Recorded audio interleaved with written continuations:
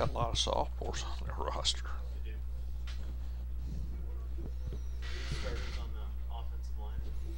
Well, Memorial Stadium looks beautiful tonight. The clouds have covered up the sun.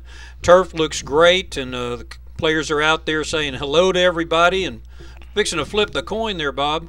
Looks like Matthew Romar, Ricky Fisk, Darius Lamora, first game back. He's a captain, and Walter Oliver, number 91.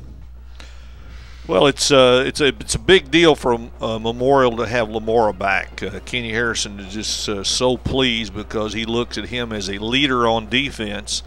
And tonight is a night their defense is probably going to get challenged more than it did in the first two games this year. Westside won the toss. They will be receiving at the north end of the field. A lot of great games have been played in this stadium, and quite a few of the good ones last season. I tell you, as Memorial racked up and almost made it to the finals game, we could have just gotten past Cibolo Steel. Well, it was a great season and really a defining season, I think, for Kenny Harrison's program here at Memorial. There'd been a little flack around town, but Kenny's the program has picked up every year under him. Now it's really established. They went 13-2 last year. They're 2-0 this year. All signs point to another playoff team. I don't think it's realistic to expect a team with as little experience as this one to go to the semifinals, but you never know how much a team is going to improve over the course of the season. It's going to be a good, solid team. I think we've already seen that, but they're going to get better week by week. And really an exciting thing happening here tonight. Charlie, I'm not sure that I've ever seen this. It's happened a few times around here, but Memorial is starting a 9th grade running back, a young man named Cameron Martin. Number 6, he'll be a guy to watch today whenever the Titans get it on offense. It will be the first time a freshman has ever started for Memorial. I know there was a guy who wasn't bad named Joe Washington that started as a freshman at Lincoln, and Tom Halliburton tells me he thinks a guy named Shanderick Charles may have started at Lincoln as a freshman around the turn of the century. And that would be Jamal Charles's older brother, who went on to SMU and really put up some big numbers there. Ricardo Estupin's kick is taken by Hippolito Corpian, and there's a fumble on the kickoff. Let's see where the referee points. Oh, they got it back. The Wolves got it back. There's a Titan down at the 15-yard line. The ball did come loose as Corcoran didn't really put it away before he was hit by the Titans. Got it out to the 23-yard line as the staff, the training staff goes out to check on the Titan who's based down at about the 17-yard line. And that's certainly not the way you want to start a game off. Can't tell who it is right now. A lot of folks around him.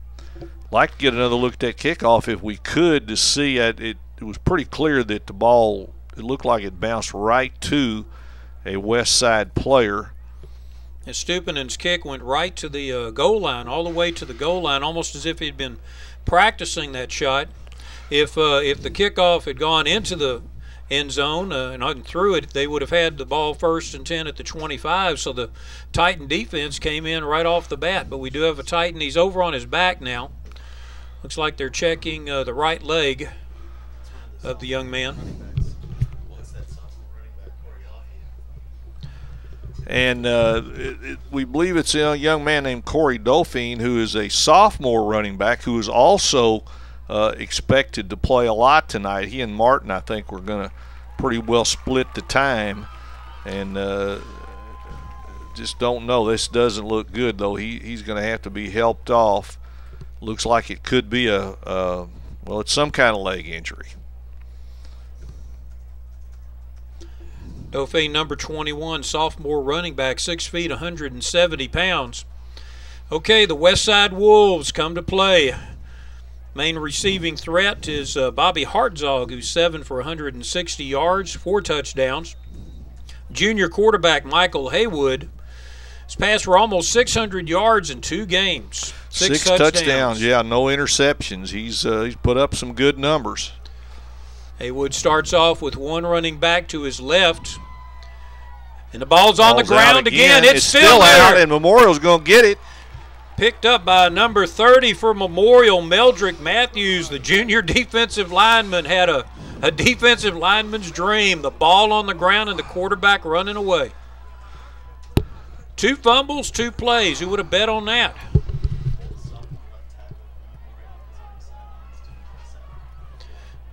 Great play there, picked it up, and so Memorial gets the second turnover. They fall on the second fumble, and they are at the 20-yard line of the Wolves, looking to score quickly. Ricky Fisk with the sophomore, Cameron Martin, to his right.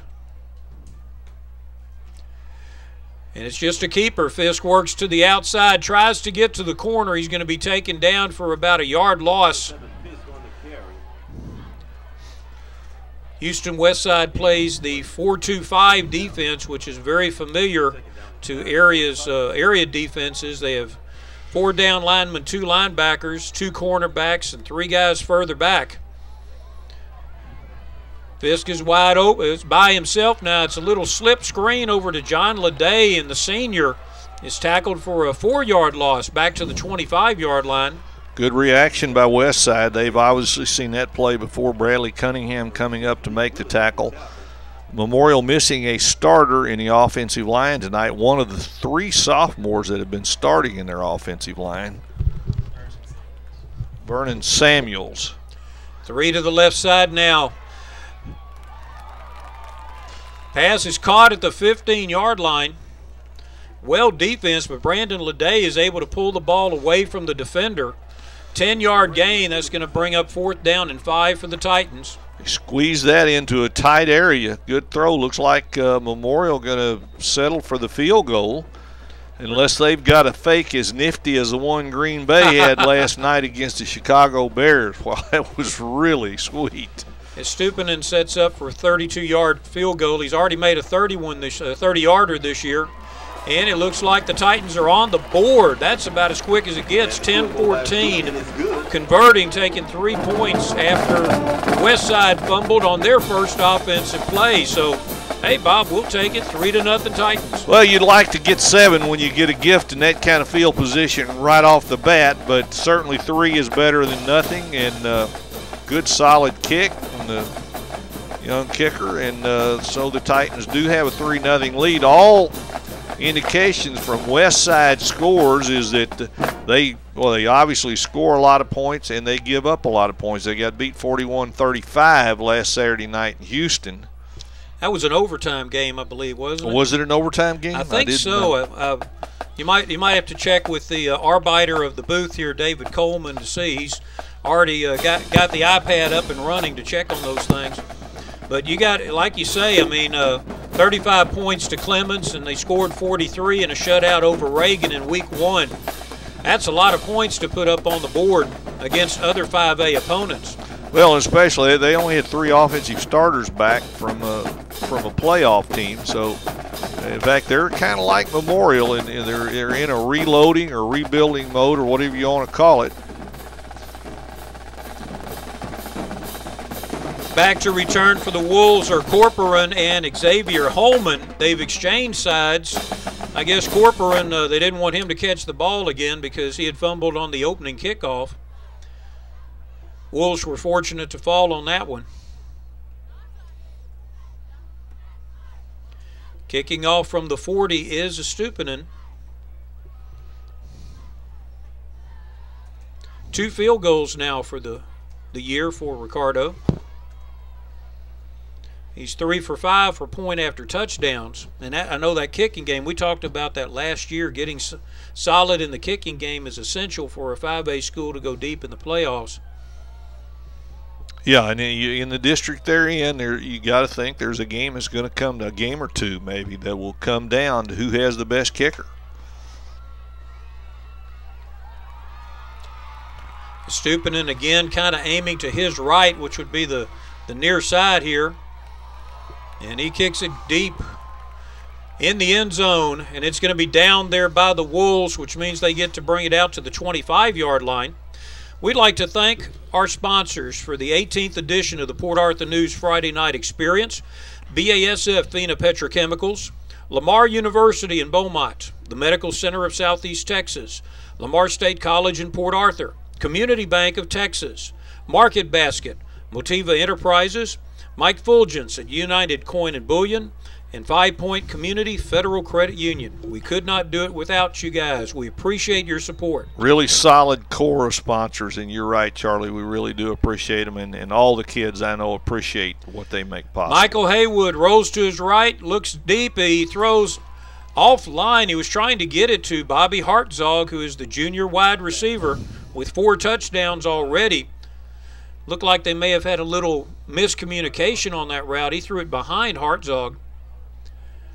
Hartzog is number 5, so keep an eye on him. He's the one that everybody is high on as far as the pass receiver for this team. Halfbacks on either side. He hands it off to number 21, Lauren Easley, a sophomore running back. Dives forward for 4 yards. 3rd down now for the Wolves. Try to get a handle on who the tackler was. I think it's going to be Darius Hampton, number 35. That wraps up their Hampton, a junior linebacker. 3 receivers and a halfback to the left of Haywood. And he waves them inside. They're almost in a bunch set now to the left side. And he rolls that way. Great chop block at the point of attack, and Haywood's going to take off. And he hits the linebackers at about the 32. The pile is pushed forward, but it's going to be short of the 1st down. If we see this again, you're going to see Memorial's right defensive end getting blocked off his feet, and that opened a lane for Haywood. Good chop block right there. Wow. Took him off his feet. He did get back up, try to get back into the play. Good pursuit from Memorial. Like Mel Broderick Matthews in to get the stopper, and we're going to see our first punt of the night. Now the punting team of the Wolves, I understand, is kind of interesting.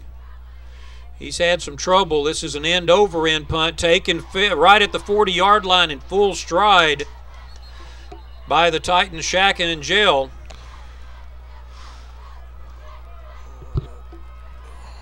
They didn't improve their field position that much with that kick. You're right. They obviously maybe have some questions with their punt team. Memorial going to get excellent field position at their own 45. Second offensive possession for the Titans. After 3 plays earlier, they kicked a 32-yard field goal. Ricky Fisk, quarterback for the Titans. Running the option, Cameron Martin. He's getting people closing in on him. Maybe a half yard there as the Wolves had that one well defensed. Number 30 up making a good play, Bradley Cunningham. We've already called his name once. He's obviously active defensively, so this will be Cameron Martin's first varsity carry as a 9th grader. 3 receivers to the short side, and Albert Jacobs goes in motion to the left. Fisk sets deep. He's got a guy wide open over the head of Roderick Rucker. Great pattern. Touchdown waiting to happen. Fisk just overthrew him by about a step. Rucker's got 7 catches for 155 yards over the season, 2 touchdowns, and that was right there, just over his head. Yep. He just blew by Miles Catlin. Miles Catton, I believe the name is. 3rd down and 10. Same formation, same motion. Fisk takes the ball, throws the screen pass, middle screen to Roderick Rucker. Didn't fool anybody. And the Titans will punt. So the Titans have had the benefit of great field position twice and have yet to make a first down. Really haven't gained much yardage at all. Both defenses are good defenses. You know, not quite veteran, but they're definitely on the defensive line more experienced than the offensive line of the other side. With the exception of that turnover on the Wolves' first offensive play, the defenses have taken care of this. And Stupinen's kick goes out of bounds before it gets to the 20-yard line.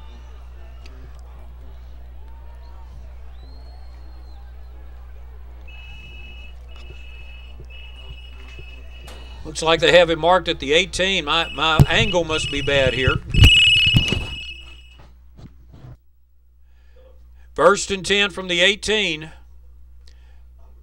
for the Wolves.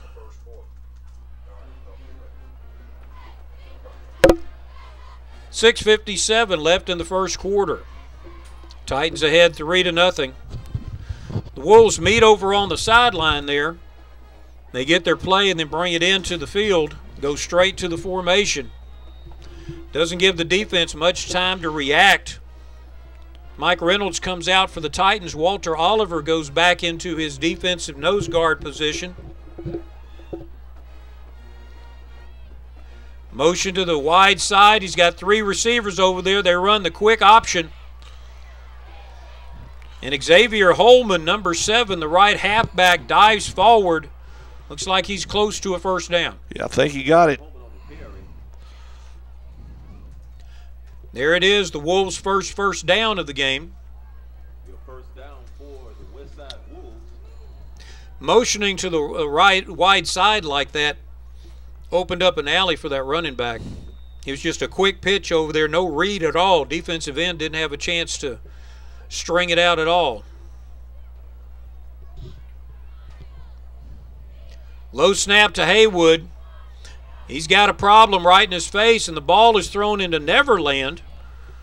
Looked like he's trying to get it to Cameron Shepard, but it fell in between he and Kalichi Brown. Yeah, Memorial got a little pressure on him. His throwing motion's a little odd, isn't it? Have you noticed that? It is not an over the top classic. Yeah. And I don't think his quarterback coach wants it to look like that. I wouldn't. I don't. It's almost a sidearm, but it's a weird little sidearm too. I'm not going to say he throws like a girl, because he'll probably throw a touchdown right here. Strong arm. Gets it out to Bobby Hartzog, who gains 4 yards. Make it 3. 3rd down and 7. Memorial Band getting the defense fired up here.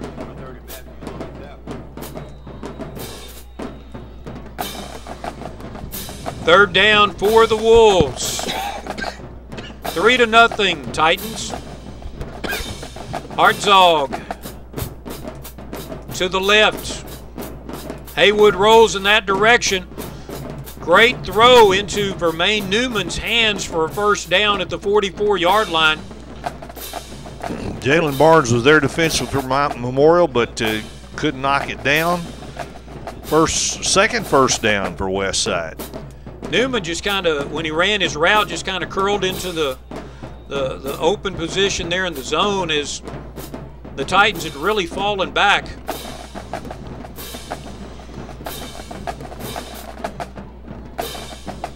Haywood's got a funny motion, but he's got a strong arm. Another low snap. Ball is caught by Bobby Hartzog on the far side for a 4-yard gain. He gets it out of there pretty quick, but that is really one of the strangest throwing motions. Well, no, they call it incomplete now. The ball must have hit the ground. Yep. Yeah, it was moving around. Good replay there, guys. You and the refs on the replay had a better viewpoint than we did. So it's 2nd down and 10. The Wolves getting the signal from the sideline. Holman and Haywood get into position. 3 receivers to the short side, 2 to the right. Holman goes in motion to the right side. They try a little, almost like a counter play. 3-yard gain. He kind of flipped that forward, but it's close enough to be a functional handoff. Yeah, nice job of filling there by Dante Lavalot. You can see the backside guard and tackle lead over there. Right He there. actually got there before the blockers did. That's not a good thing for a running back to do. Wait for your big men. Yep. Can't do it on your own. 3rd down and 7. Holman to the right. Haywood dropped straight back. And a pressure. High pass. Hartzog had it in his hands, and it popped loose, knocked loose by one of the Titans. Yeah, it's Darius Lamora, and I think Lamora almost got him a pick there. So we get another look at that. He broke on the ball, had his hands on it, I believe. Hartzog really got up in the air trying to catch that ball. Kalechi Brown, the senior, is the punter for the Wolves. He'll be kicking from about his 37-yard line.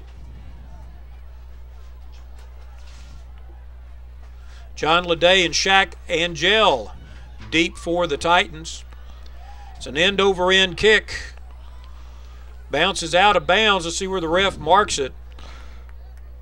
He turns and looks at the guy right there, and they line it up right about the. He's still walking, 22-yard line. He's telling the huddle there, move out of the way so I can set it up. By far the worst starting field position for Memorial. The Titans still looking for their first down of the game, even though they do have 3 on the board.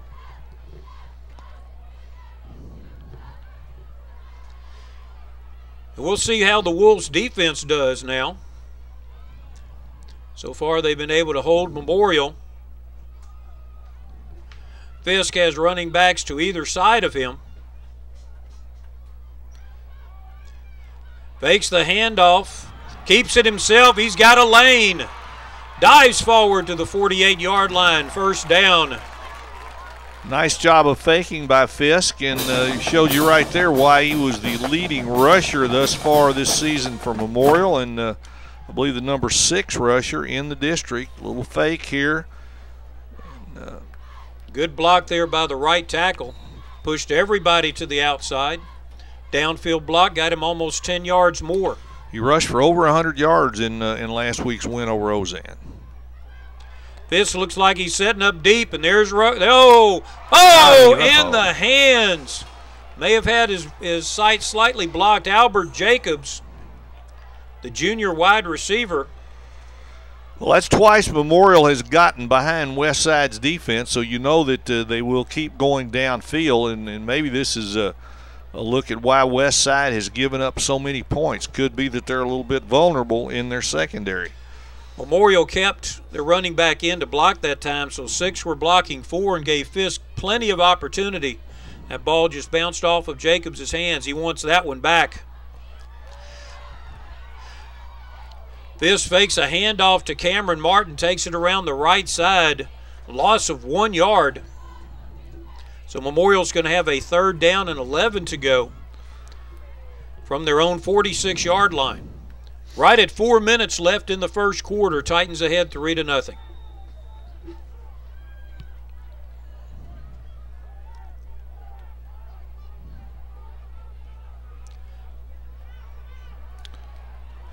Going deep again. And I tell you, John Leday unable to get that one there. The defender closed and may have tipped it away at the last moment, but they're determined to go downfield, and been so close 3 different times. Now this one was covered better. Holding is called against the offense.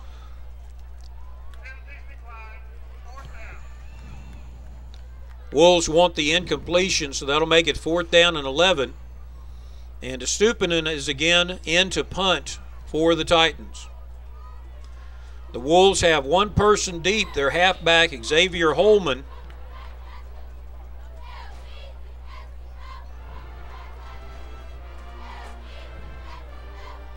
Snap to Stupinen. Kick slightly off the side of his foot.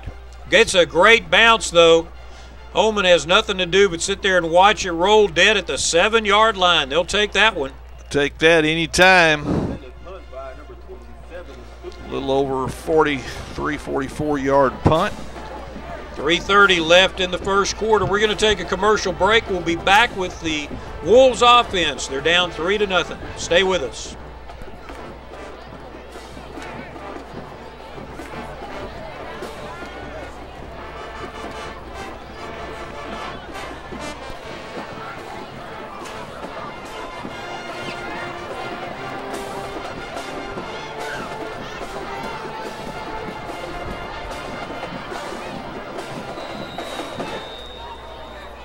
Welcome back. The Wolves are down at their own 8-yard line after a great punt and roll by Ricardo Estupinen. But they've been pass hungry so far. Haywood has halfbacks to either side of him. They're kind of wide, and there's a middle draw that going to number 7, Xavier Holman. Nice draw play, gets it out to the 25-yard line. First down for the Wolves. Broke that out of there really good. Memorial got blocked. Just a very well executed play by Westside. So it's number 28, Memorial, on the tackle. Again, the plays being waved in from the sideline. It's so common at all levels now, even 2A and 1A are doing this. 5 years from now, when you say huddle, some of these kids are going to look at you and say, what is that? What is that? Yeah. Same formation for the Wolves. This time the handoff goes to Lauren Easley, the sophomore running back. And again, Dante Levelot up to clean up for the Mustangs. Took him on right in the hole. Good form tackle. Levelot been active tonight. 1 yard gain, second down and 9.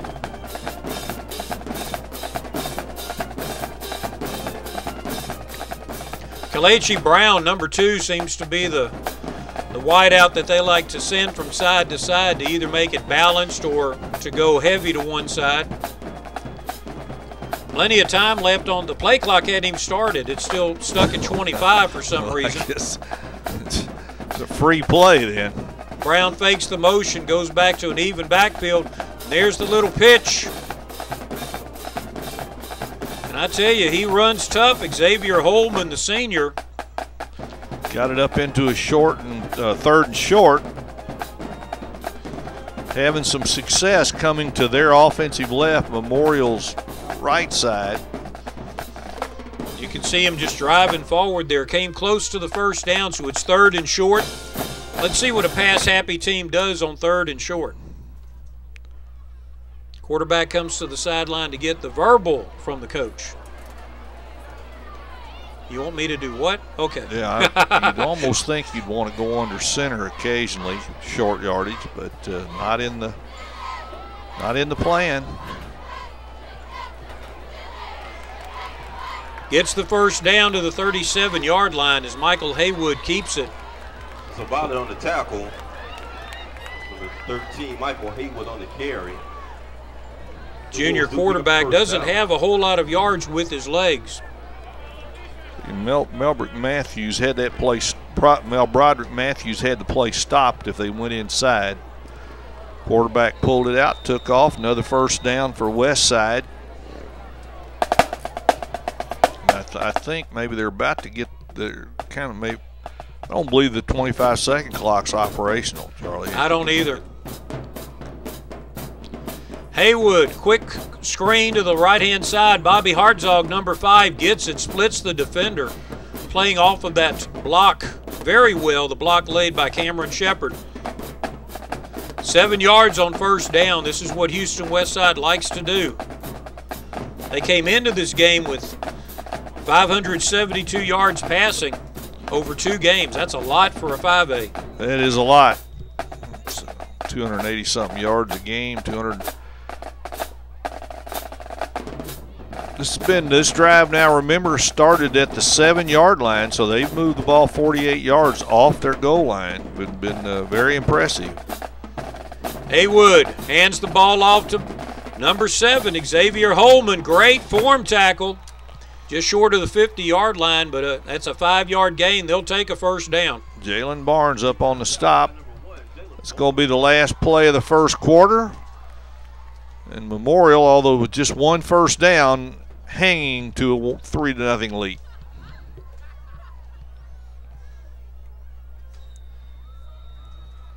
Good hit by Jalen Barnes. Great hit there, and they're just going to let the clock roll out. So we'll take a commercial break. They'll move the ball a sum total of maybe a yard. But we'll be back with the second quarter. The 18th edition of the Port Arthur News Friday Night Experience. Memorial 3, Westside nothing. Stay with us.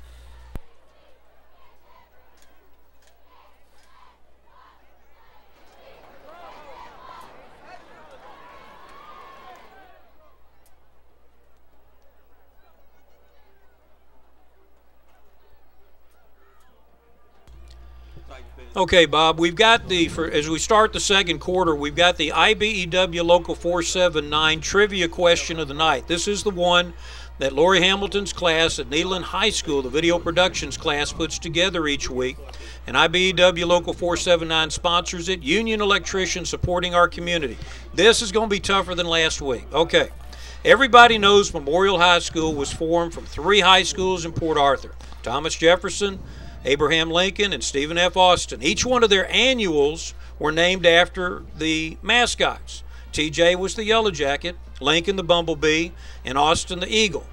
But in the original Port Arthur High School, before it was named Thomas Jefferson, what was the name of the yearbook? Now, there are a few of these down in Gates Memorial Library, but we don't have time to send David down to check them out. So you got your 4 options there: Sea Breeze, Seagull, Seahawk, Sea Dog. Think about it. We'll get the answer right after this play. Thanks, Charlie. It's all right. No, what are friends for? Look at that hole. Big hole there for Michael Haywood. He gets a first down, 14 yards, just basically over right tackle, and then cut it back to the middle of the field. And the drive continues now. Like I said earlier, they have come off with, boy, that was just block big enough to drive a Mack truck through. Nobody around. And I don't think they came out in a particular formation or anything like that. I didn't see any stunts on the Titans' standpoint. It may just have been that the linebackers weren't catching the keys. They found something that works. This has been an impressive drive.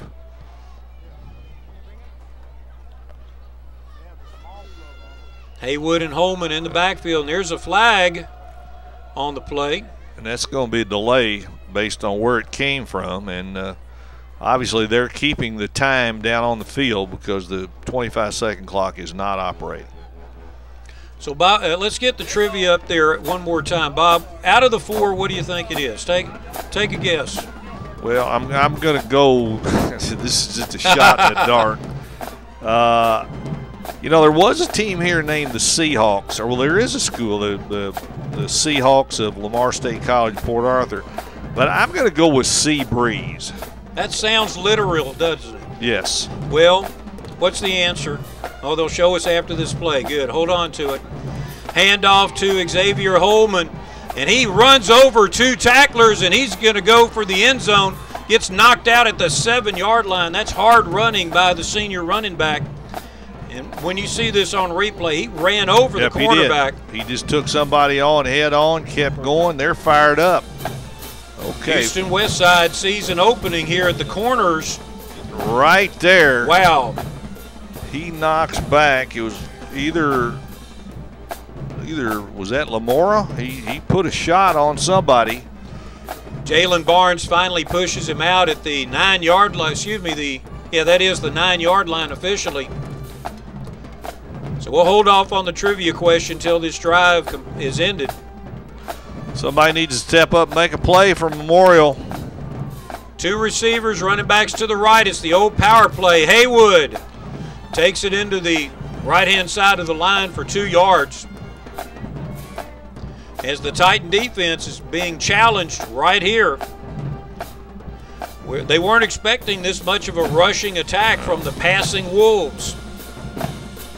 There he is, Hampton leading 3 or 4 Titans in on the tackle. This, if they now they're going to look like they're going to take a timeout. And they do. Westside takes a timeout. Can y'all bring up the trivia thing? Let's go ahead and get this over with. Bob said it was letter A, Sea Breeze. What is the correct answer? And I tell you, that it was close. Seagull. And it had to be. I knew it was going to be Sea something. One of those. Yeah. Well, thank you. Right. Okay, fans. We hope that you were able to beat Bob West. I did. I guessed wrong too. I guessed Seahawk. And yeah, that was my first thought. Was Seahawks got some ties here, but didn't. Well, there used to be a baseball. There was team a baseball here? team here right after World War II that played down I think along the seashore. Lakeshore Drive, I believe, is where they were. Actually, I think the stadium was just across Gulfway, Charlie. Okay. I believe where Walgreens is, maybe. I think that's what I've been told.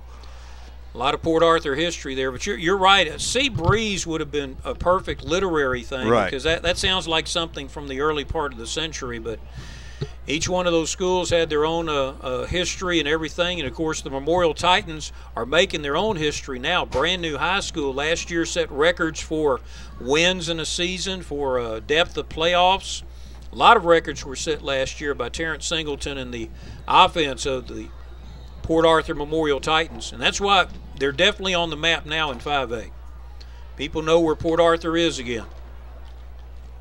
That they do, and of course they play in a very tough district. The specter of North Shore always hanging over your head in this district, and LaPorte. Memorial has had a lot of trouble with LaPorte. You remember when the Titans beat North Shore for the first time here at this stadium in the mud? That's the worst, sloppiest condition, and I think that's why they have a turf field now. Second down and goal for the Wolves. Haywood rolls to his left, throws it, knocked down. Great defensive play there by number 11, Mel Broderick Matthews. Looked like he got his hands up. They were running a quick out. And Matthews knocks it away. Number 11 there in the center. Looks like a linebacker, doesn't he? Sure does. And he moves a little better than most linebackers. Third down now for the Wolves.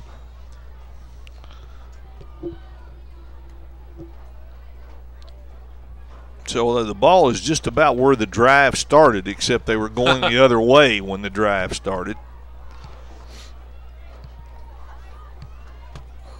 Dangerous Xavier Holman to the left of quarterback Michael Haywood. Fakes the handoff, and there's nothing there. He's going to be pile drived right into about the 12-yard line there as four Titans meet at the quarterback. Fake the handoff to Xavier Holman, and it looked like he was going to keep it himself, and the Titans met on him. There's a timeout called here by the Titans. We've got a fourth down and goal from about the 10-yard line. Certainly the play of the night defensively for Memorial. A lot of faking, and Memorial didn't bite. And now, I don't know that much about the Westside kicking game. Reading the accounts that I have, I don't know how good of a kicker they've got as far as a place kicker. Well, we're about to find out. One way or the other. If he's a decent kicker, they'll try the field goal to tie. If he's not a decent kicker, they'll go for fourth down and goal from the 10. And that's pretty well going to tip their hand because it is 4th and 10, which is not a high percentage play. We'd like to give a shout out to the Sheffield Productions field crew. Danny Bello and Kenny Litvik are working the cameras up top. We call them the Twin Sisters, those new high-def cameras that Sheffield has. And Dale LeBlanc and Cody Riggs are working the cameras down low. All right, it's going to be about a 26-yard attempt.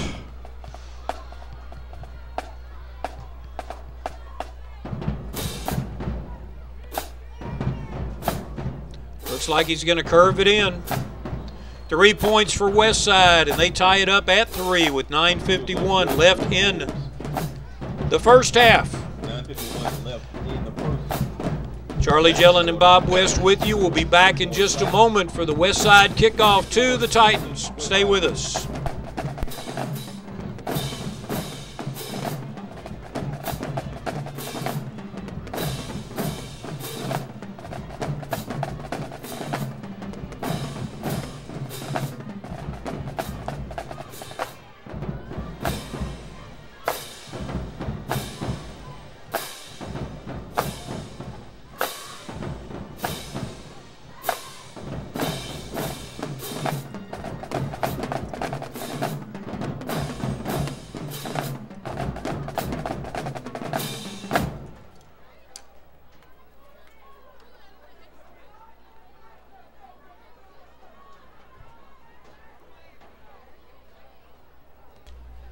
We have a tie score at Memorial Titan Stadium. 3-3 as Westside just executed a very good drive before the Titans got tough inside their own 10-yard line. Yeah, I believe they drove it to 83 yards, Charlie. Very impressive drive, but Memorial, I guess you could call it bend, and they did a lot of bending, but they didn't break. Big Forced gainer. a field goal. Big gainer there by Xavier Holman. And it was on the ground. Who was expecting that? It's I guess if you're dropping back your 5 defenders in the corner and the linebackers get blocked, that's what's going to happen. Somebody will hit the corner and take off. Well, Memorial needs to get untracked offensively. They had 3 possessions in the first quarter and managed 1 first down. And I'm guessing, what did they gain, David? Joey Baez, got to spell it right, B-A-E-Z. Joey Baez kicking off for the Wolves. Kind of a side kick, but it's going to go into the end zone and through. So Memorial will set it up 1st and 10 from their own 25-yard line. 30 total yards for Memorial in the first quarter, so difficult to win that way. Hopefully Kenny Harrison got some stuff figured out on the sidelines. We had 3 looks at what Westside is doing defensively. And the Memorial has been close. They've been close to hitting some big pass plays, and I think we'll see them continue to try to go downfield. You could count almost 3 touchdowns that were right on the ends of the fingers of the receivers. Ricky Fisk at quarterback, halfbacks to either side. Gives the handoff to number 26, Edward Mayfield. Mayfield looks like it's back almost to the line of scrimmage as the defensive line of the Wolves jumps up and pushes the offensive line backward. They make the tackle. And Memorial really having a hard time getting them blocked. Roderick Rucker in motion. This goes way back, rolls to his right. Pass is defended right at the first down marker. Fisk did a good job of getting away from the rush, and I thought he might be able to turn it upfield and get something running to try to get it in, and no completion, 3rd and 10. John Leday had run a good route just past the first down marker, but the ball is tipped away, I believe, by the Wolves. 3rd down and 11 to go. Fisk drops back, looks deep. Got the man open in the middle, caught. Roderick Rucker, number 12, gets the first down. And, well, it's close. I believe he's got it, but it was close. Just got it past the 30. He's at the 35 right. And a foot. ran the route just where he needed to run it. Good throw from Fisk, and the Memorial really needed that first down. They didn't want to get their defense back out there so quick after such a long drive. Rucker in motion. Fisk looking deep. He's got a guy open in the middle, wide open. This one is caught by Brandon Leday, who's going to get into the end zone. Touchdown. It just you had to think they were going to hit one sooner or later. That's going to be 69 yards and a perfect throw. And Fisk laid it up that time instead of trying to power it. The guy was wide open in the center 3rd. And that one will produce some family discussion because the quarterback and the receiver are first cousins, Charlie. Well, it's all in the family, right? Right. Mark Williams was the senior defensive back trailing John Leday. He was actually trying to catch up to him from playing a deep corner. Stupinen's point after. Strong kick, it is good. So Memorial answers Westside's field goal by saying, here's 7. Yep. 8:52 left in the first half. 10-3. Titans will be back in just a moment.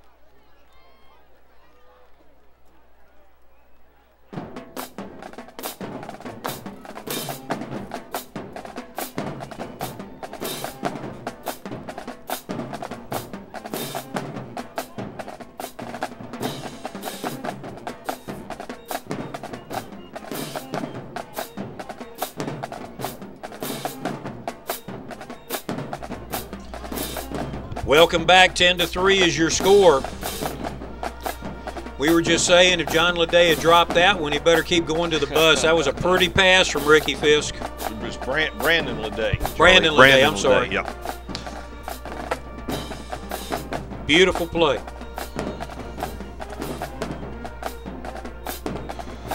Well, the first key to that was protection.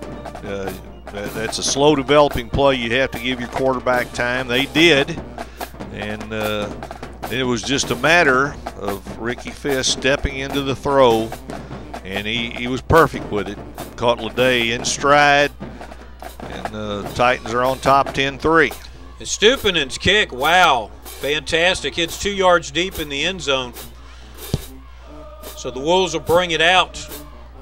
1st and 10 from their 25. And, you know, the Wolves have kind of shown two different looks here. First quarter, they passed it. Second quarter, they ran it. And let's see if Memorial adjusted to what Westside was able to do on that last possession.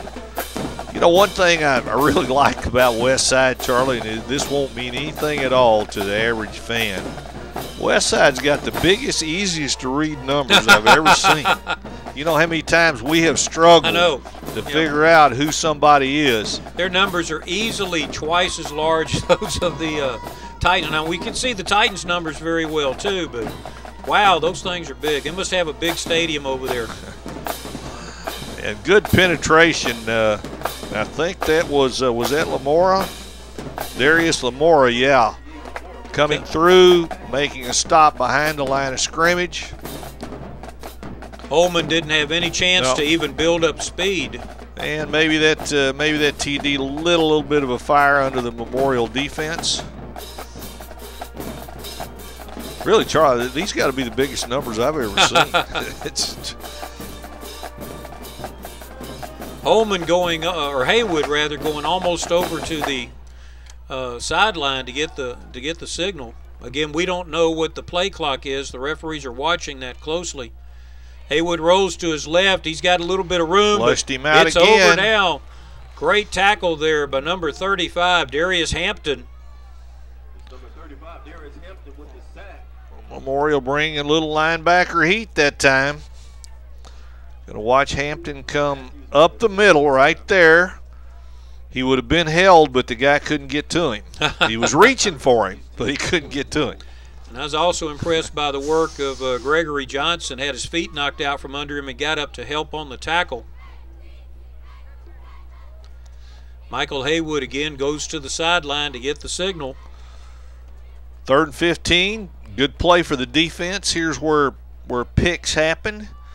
Guy trying to make a big play, get that 15 yards on one play. One of the defensive backs may have him an opportunity here. C.J. Levine set up a deep safety. Pressure Haywood's going to again. get blasted from the backside. He almost lost the ball. Amazing job of hanging on to the ball by Haywood. Gregory Johnson there from the backside. And, boy, Memorial dialed it up on that possession. Look at Johnson. This is a heck of a job of pulling that ball back in. He had it extended out there. So Memorial going to get it in good field position, and boy, they have really answered the bell after Westside drove it 80 yards to a field goal to tie the game. Albert Jacobs and John Leday back to return the punt. They're set up at the Wolves' 45-yard line. A good high punt bounces off of the hands of Leday, and he's going to be tackled way back at the 39-yard line. Yep, Leday didn't, that isn't what he wanted to do. It was a decent punt. It kind of got over his head. That's why it bounced off of his hands, and then, you know, there's no blockers there for him. 6:21 left in the first half. We'll take a break. Be back with the Titans offense in just a moment.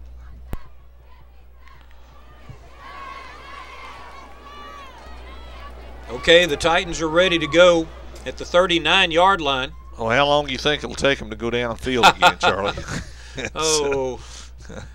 I lost all my money betting on, Green Bay last night.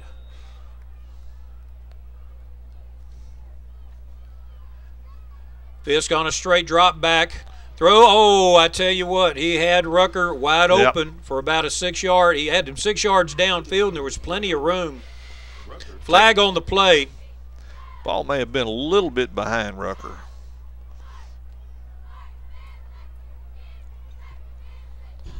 Referee's checking. It's holding against the offense.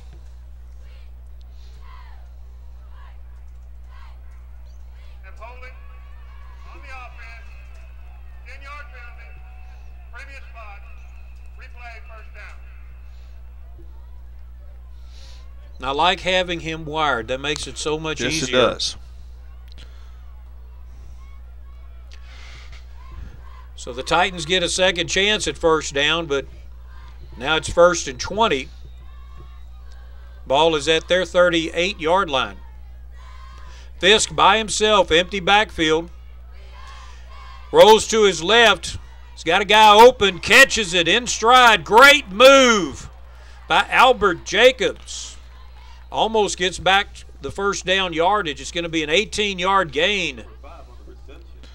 You'll see Jacobs make a really nifty move here. Fisk does a good job buying time, scrambling around, directing traffic. Now he sees Jacobs right there.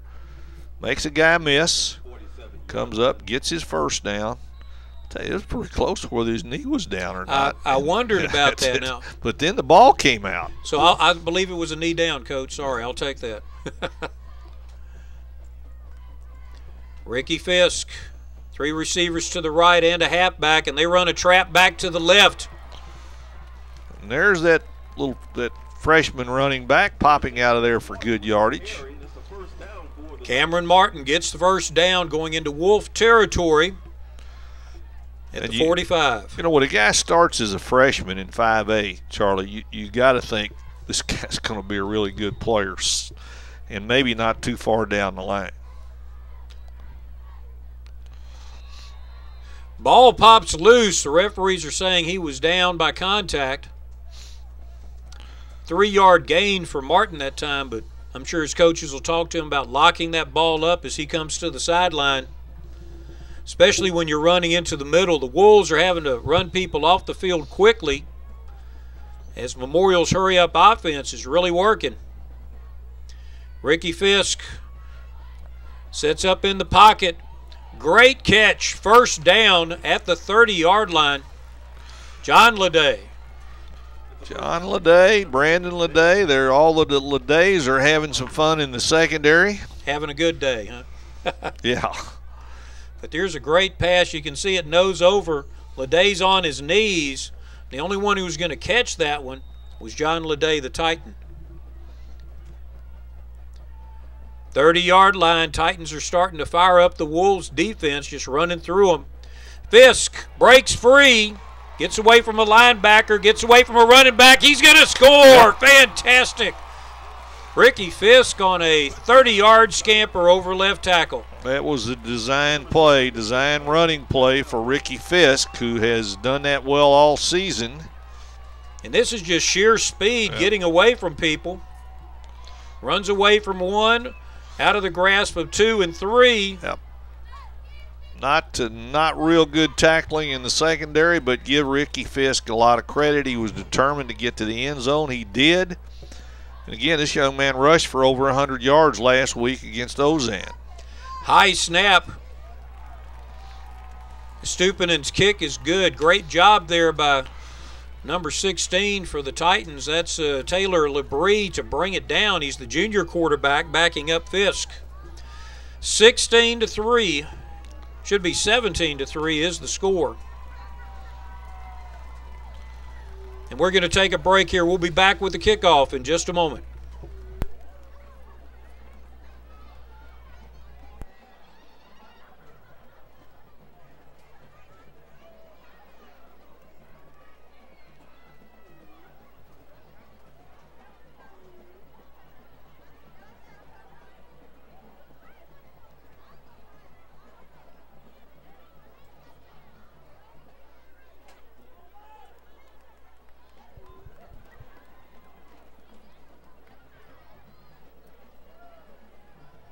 Once again, Titan fans, follow the Titans on the road next Friday night, September 21st. The Men in Black will travel to Houston to play the Bel Air Cardinals. Listen to this game live at XCSportsNetwork.com. Pre-game starts at 6:30 p.m. Kickoff is at 7 o'clock. Ricardo is stooping and tees it up at the 40-yard line. Vermaine Newman and Cameron Shepard are deep. A couple of seniors for the Wolves. They're set up inside the 10.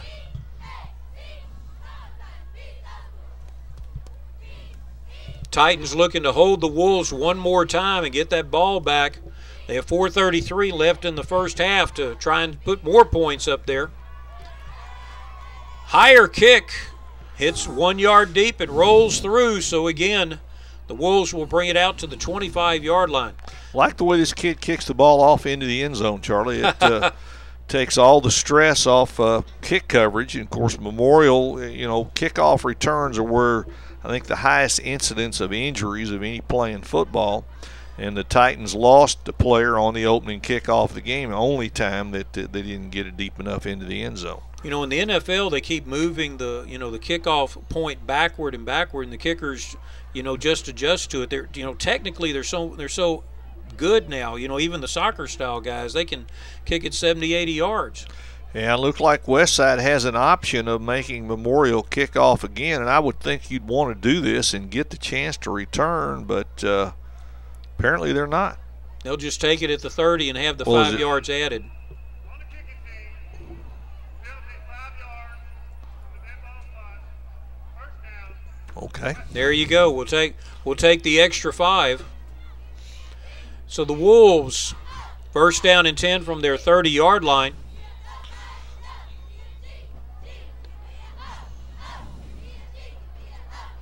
Linebackers coming in here. Xavier Holman gets about 2 yards, but you could see the penetration by the Titans on that play. Gregory Johnson, who's having a pretty good ball game. You watch him right here. He's going to get and hang on. He made the initial contact about the line of scrimmage, hung on, maybe a 2-yard gain out of that for Westside.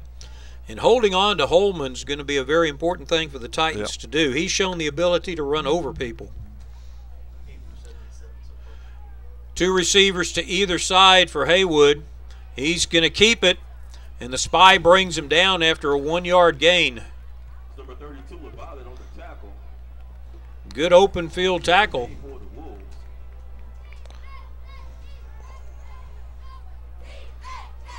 LaValette already has 1 safety. He scored that against Ozen last week, a game that the Titans won 37-15. And several tackles tonight for LaValette. How many, David? 5 tackles already. Wow, that's great play. Been very active, Dante LaValette. Holman moves to the right half, and now Haywood says, no, I want you over here. They look meaner. Martin's coming. Pass is over the head of the intended receiver, Vermaine Newman. And number 1 says hi to number 1 as Jalen Barnes gives him a welcome call. You can see here the pass just a little too high. Barnes came in and made contact. Incomplete pass, 4th down, and the Titan defense holds again. Whatever Memorial's coaches, whatever adjustment they made after that long field goal drive has really paid off. Albert Jacobs and John Leday back at their own 25-yard line. It's a very low snap, but there's no pressure from the Titans. Ball hits at the 37, takes a wolf roll, and is downed at the 28-yard line of the Titans. So 2:56 left, and that's enough time for Memorial to get another one on the board. They've shown that ability. I mean, even in the first quarter, everything was just right there on the fingers. Well, the second quarter's been so different from the first quarter. I mean, Memorial has just dominated on both sides of the ball. They've been able to throw it, they've been able to run it, and they've shut down everything from after the field goal. Their defense, and David Coleman says they put in an extra defensive back, and it's made all the difference in the world. Fisk has trouble in the backfield, and he just slides down at the 26-yard line as the Wolves had him pretty much trapped.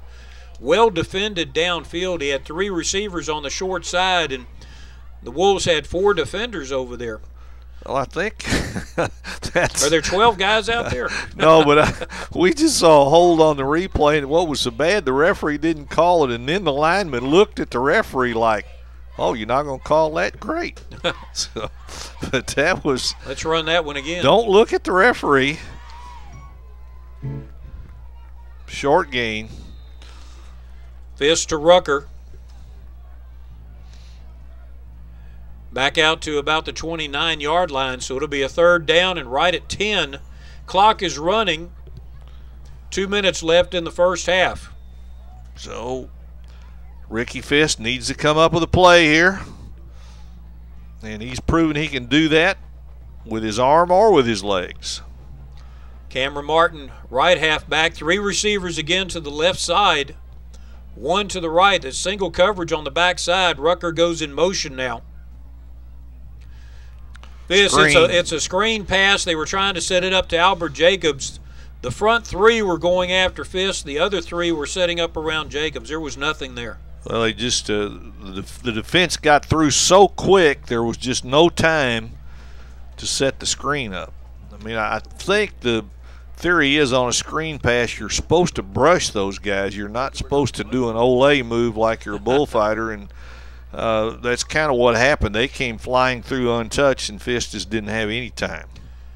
It's stooping into punt to Mark Williams, the lone receiver back. Oh, good punt here. It's going to be taken by Williams and dropped at the 33. Picks it up and then slides down at the 40-yard line. Good coverage, special team coverage for Memorial. Ranson Howard, number 23, had a little red dot on Williams when he had that ball. Watch this. Yep, I'm going down. All right, I think Memorial would have liked to have made a first down or two, even if they didn't score, just to run the clock out. Westside's going to get another opportunity. 1:28 left in the first half. From their 40-yard line, that's, this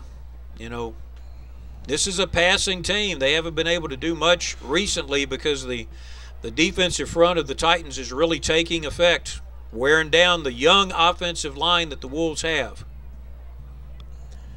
Looks like they're going to rush 4. Pass is caught by Bobby Hartzog. Tackled inbounds, the referee says, after a 5-yard gain. Well, the clock man didn't get the signal there to keep it rolling because it stopped. I thought his arm was going in a circle. I saw him give the circular motion to roll the clock. However, I did think the player was out of bounds. He's still doing it again. He's still now they're rolling it, but Westside gained about 10 seconds out of that. The ball may have rolled over by the bench, and they had to wait to get it back. They may, if the ball disappears from the game, you got to wait. Haywood to his left, he sees a crease. Great cutback, and he goes right back close to the line of scrimmage, or excuse me, close to the first down. In fact, the cutback at the end may have cost him the first down, or we may get a measurement out of it here as the clock goes down to 54. Mel Broderick Matthews, number 11, a little slow getting up on that play. Looks like he gets folded underneath right at the end there. And we are going to get a measurement. They had already started moving the chains. The referees are taking a look at it. Titan defensive coaches waving their charges over.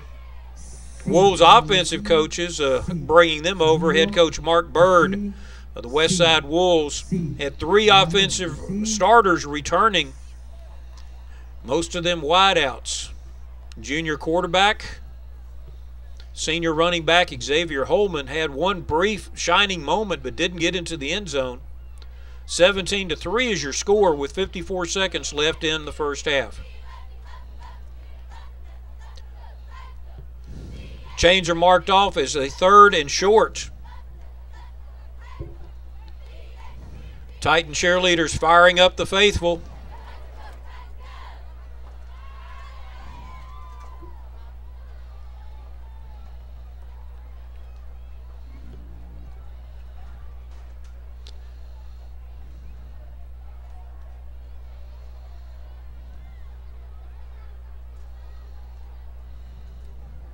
Third down and about a foot to go And again, when you have a situation like this, you almost wish the quarterback could go under center and get that push against a 4-man defensive line, get that 1 yard, but they're sticking in the shotgun. Michael Haywood. Bobby Hartzog in motion. It's a bad snap, and he's going to get – there's a long ball going to Hartwood. That's going to be a touchdown. Wow. 3rd down and short. Bobby Hartzog goes in motion and basically runs the go pattern down the sideline. What a game changer there, and I think when the play kind of looked like it was breaking down, you wonder if the defensive backs didn't come up. And again, just laying it up there for Hartzog. The junior throws to junior. So you never want that to happen late in the first half. It did. Now it's 17-9 Titans. Joey Baez, the senior kicker, from the hands of Kalichi Brown, the holder. Low snap. The Titans come all over it, but it goes through the uprights. 17-10 your score with 46 seconds left. Westside will be kicking off in just a moment. Stay with us. 46 seconds left before halftime. Score is now 17-4 the Product Memorial Titans, 10-4 the Houston Westside Wolves.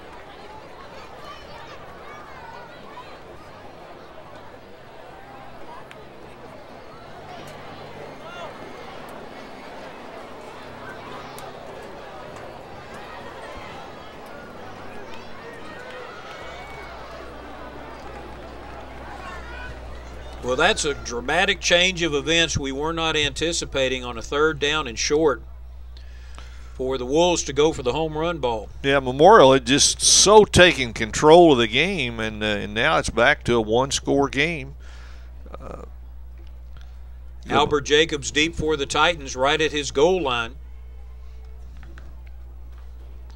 Joey Baez, the kicker for the Wolves.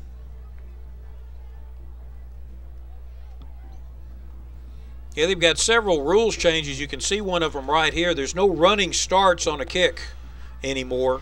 5 yards, I think. Yeah, 5 yards is all you've got. You can't go get a running start from behind the kicker or anything like that. Again, trying to reduce injuries on kicks. Baez's kick goes through the end zone. Jacobs watches it go. So let's see how the Titans will play it here. 46 seconds. Offense back on the field. They have all 3 of their timeouts. That's beneficial. So if they can get something going, they'll be able to use their timeouts offensively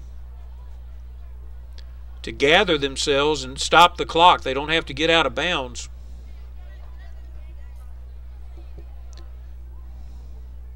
Ricky Fisk, who has thrown for 1 touchdown, run for another. 3 receivers to the far side, 1 to the near side. Fisk is sacked at the 15-yard line.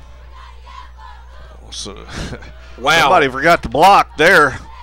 Or was that? Let's see if that was somebody coming on a. No, it was just a guy that beat his man. And they had an interior lineman trying to block out on him. He didn't quite get there. Yeah, I would think now that the Titans would just kneel the ball. This is the situation where more bad than good could happen. And, yeah, he's going to come up under center, take a knee, and that's going to do it. 17-10, kind of a crazy up and down first half. But it's going to be real exciting in the second half because the Titans are going to be getting the kickoff. So that's it here at Memorial Stadium for the first half, 17-10. We're going to send it back to the Fox 4 studios. James Ware and Nick Canizales, take it away, guys. Sit back and relax and enjoy the halftime festivities.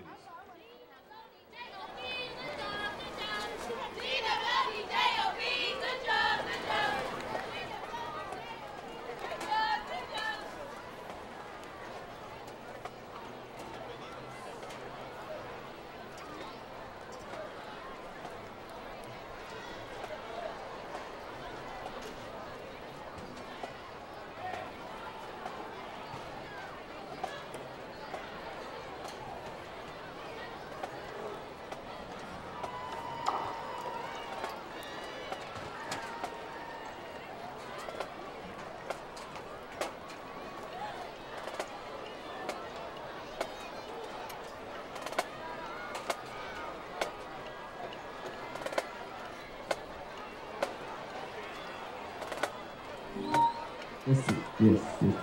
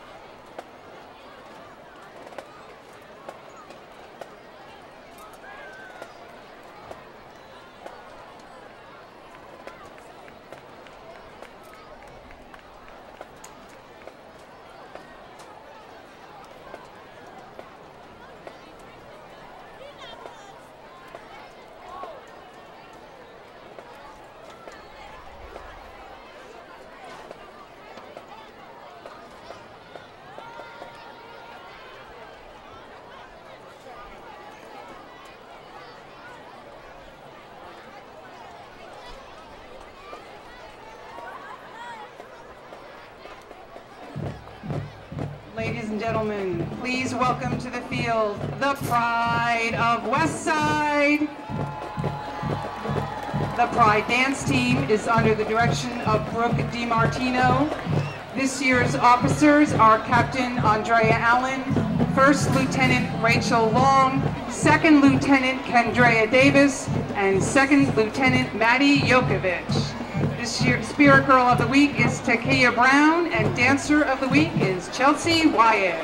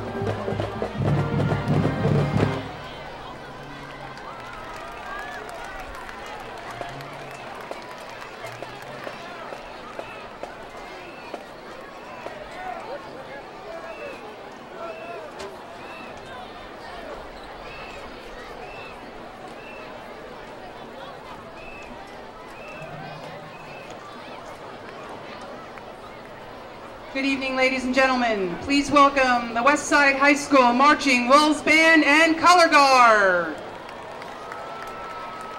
The Westside High School Band is under the direction of Kelly Porter Santani, Chad Allen, and Rob Sullins. The Color Guard is directed by Nicole Clyburn. This year's officers are Jessica Anderson, Haley Bainbridge, Barosha Boykin, Deja Jones, Nicole Kabatsky, Liz Moss, and Jasmine St. James. Drum majors are Grace Estrada, Taylor Johnson, and Rachel Robinson. Drum majors, is your band ready?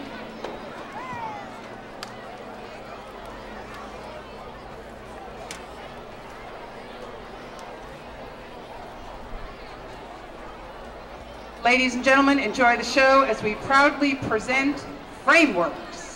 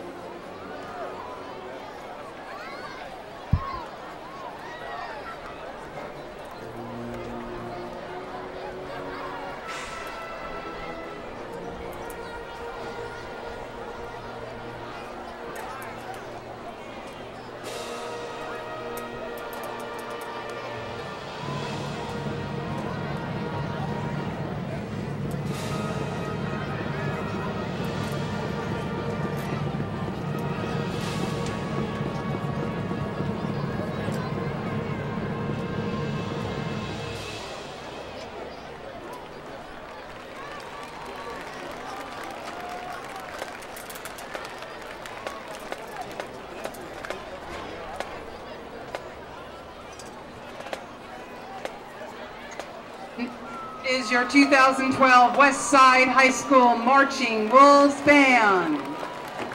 The band would like to recognize the following students for their outstanding efforts this week. From the brass section, Con Palaz. From woodwinds, Jessica Yepes. From percussion, Renee Klapis, and from guard, Nicole Kabatsky. The Westside Band and Color Guard would like to thank the following people for their help in designing our show. Drill designer Mike Anderson, music arrangements by Marty McCart, percussion arrangements by Rob Sullins, visual technician Alex Johnston, and percussion specialist Grant Viner. The band would like to thank the administration and our band parents for their continued faithful support.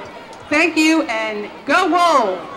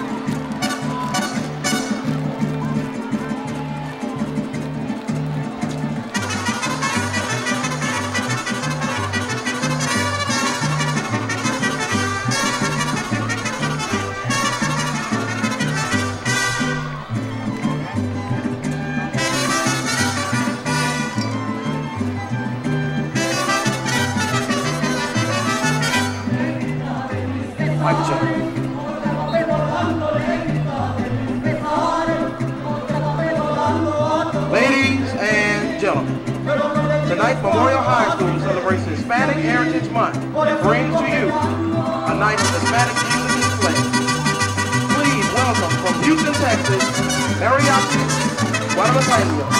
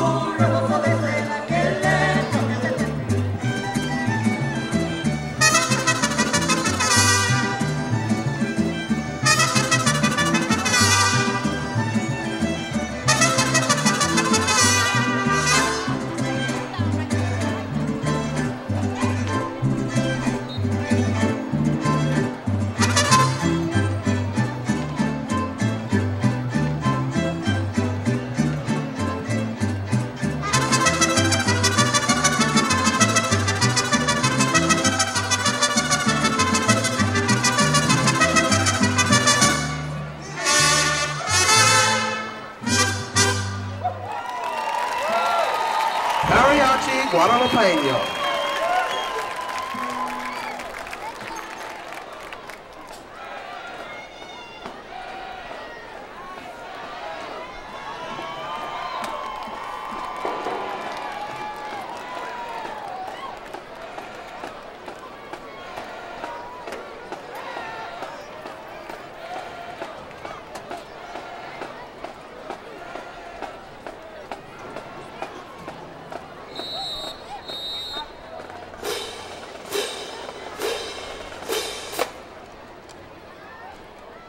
Tonight's midfield drill is to perform to the sounds of Ven Conmigo.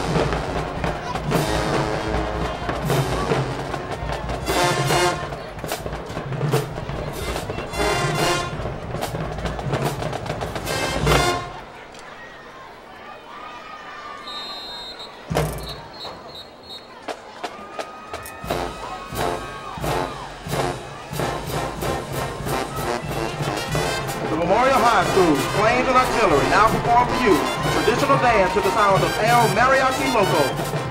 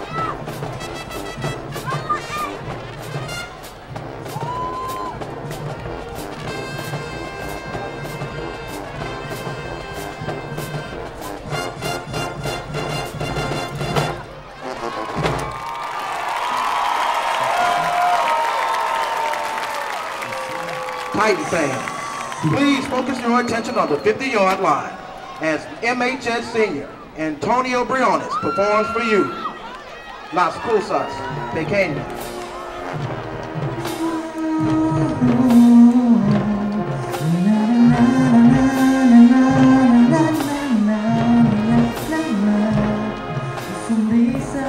Tu carita, tu forma de ser, precio no tiene y es amor, yo lo sé, nada vale más que un beso fiel, y son las cosas pequeñas, un abrazo, un te amo, y son las cosas pequeñas, un te quiero, un te amo, y la forma de tu mirar es lo que me enseña cómo amar, y la forma de tu expresar es lo que supera lo material. Por tu amor quiero respirar, aquí quiero estar.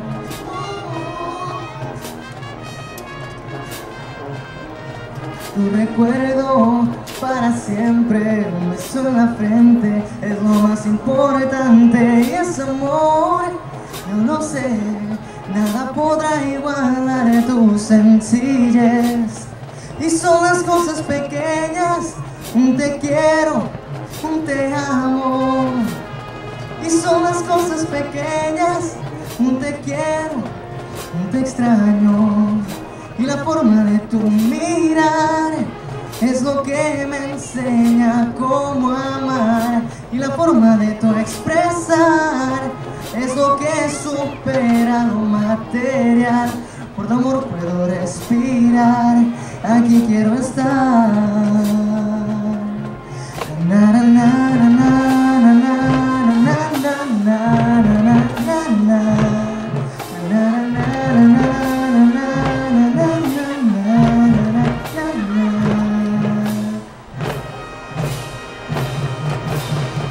Thank you very much.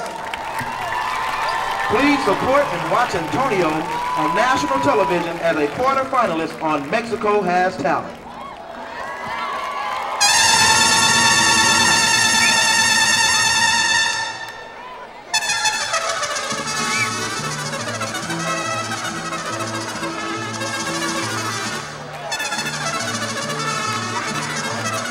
Put your hands together, Port Arthur.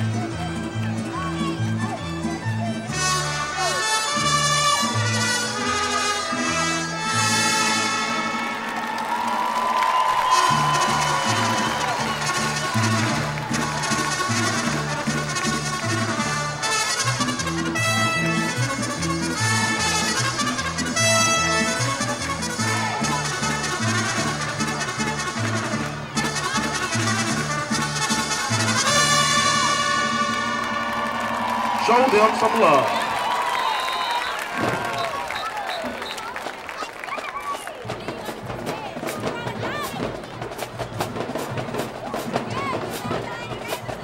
The band is under the direction of Mr. Trent Johnson, Alex Frazier, Assistant Director, and 9th grade Assistant Neil Williams.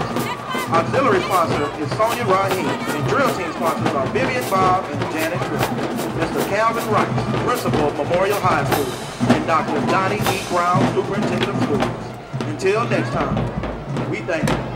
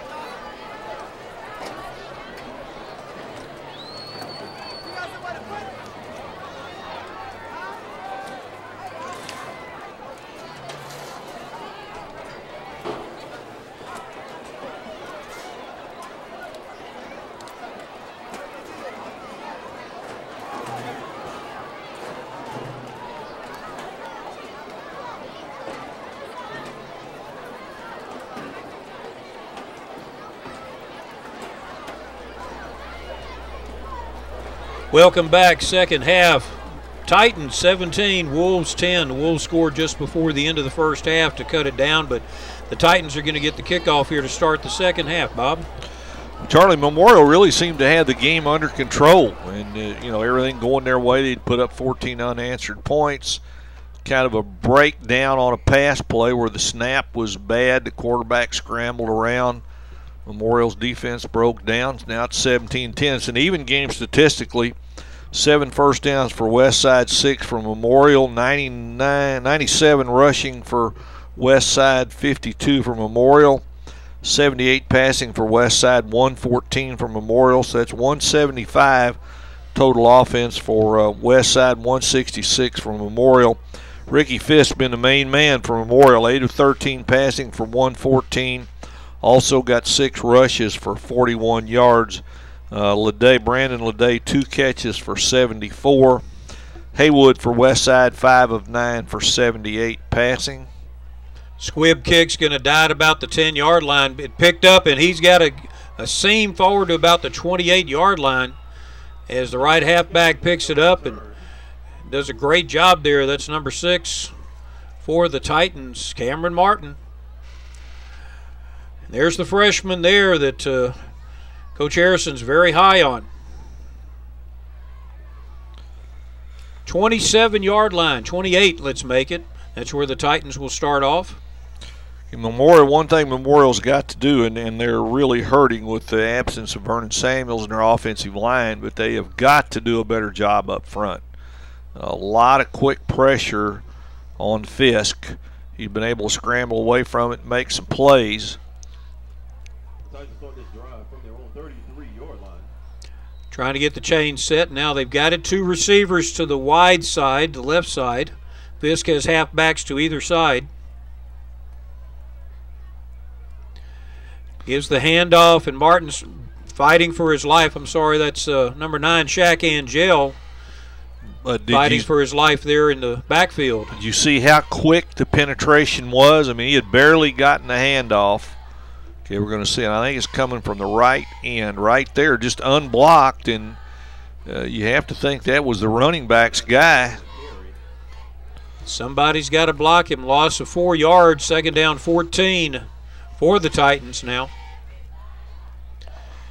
Fisk a straight drop back. Spins out of 1 tackle. Throws it. Great little play to Brandon Leday. Nice improvisation there by Ricky Fisk. Turn a bad play into a positive one. We're not in Cowboy Stadium, are we? It looks like a Romo shot right there. Just flip it right over. Watch this. He's under pressure again. Got good feet, scrambles away, and then just a little shovel pass over the defense to Brandon Leday, and they're back within a workable 3rd and short. 3rd down play, and Fisk is in trouble. There's a flag on the play. Fisk gets the first down stepping out at the 40, but I believe they're going to be calling this one back. Holding.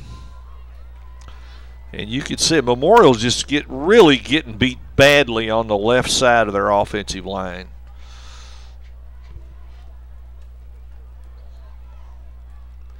Ten-yard penalty from the previous spot. Take Memorial back to their 37-yard line. So it's going to be a 3rd down from there, and 3rd down and 12 to go for the Titans. Fisk is just almost improvising from the time he gets the ball.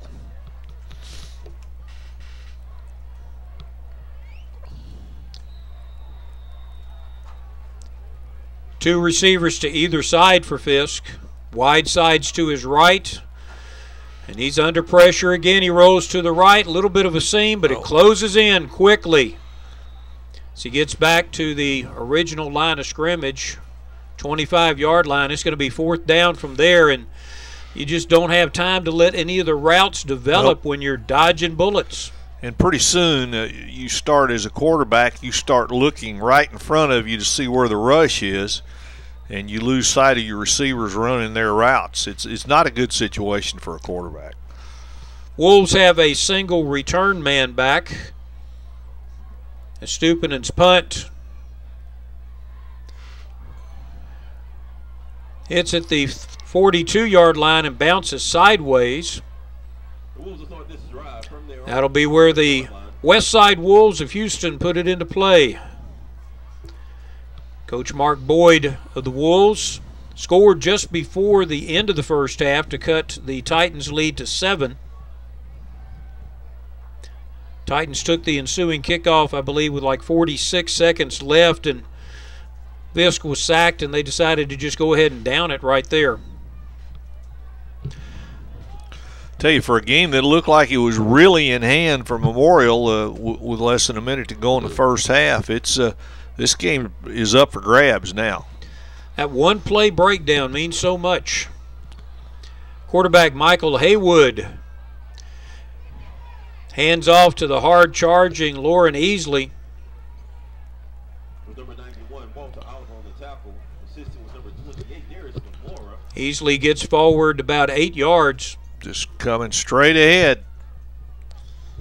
That was Holman with the carry. As tough as the Titans were playing the corners, Wolves might think their only way they can get stuff is right up the middle. Well, and Memorial's kind of gone a little smaller on defense, and that could factor into what they want to do. Haywood to his right throws the home run ball. It's going to be underthrown. But I tell you what, it was a great defensive play made over there by number 10, James Jenkins. Just became a jump ball, and Jenkins was right there. He had good inside position on Bobby Hartzog. Coverage by number 10, Jenkins. 3rd down and 2 to go for the Wolves. They're at the Titan 48-yard line. Brings up a 3rd down and 3 situation for the Wolves. See if they come right at them to pick up this first down. And they do, and they got it, and plenty to spare. And right now, I'm doing that until Memorial shows me they can stop it. Xavier Holman, the senior running back, off of left guard. See, this is just uncontested yardage in the middle of the offensive line, in the middle of Memorial's defense. Bad snap. Break for Memorial.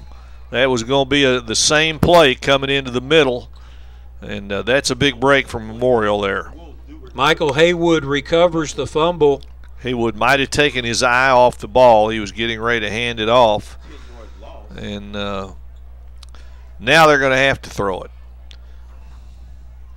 Almost a 9-yard loss. It'll be 2nd down and 19. At the Memorial 46-yard line. Wolves held the Titans after the second half kickoff. One halfback for Haywood at his right. Runs the option to the right, cuts it back into the middle. Gets past 2 linebackers and gets back to about the 38-yard line. It'll be 3rd down and 10 for the Wolves. Pretty much offset the loss. Again, coming right into the middle of Memorial's defense.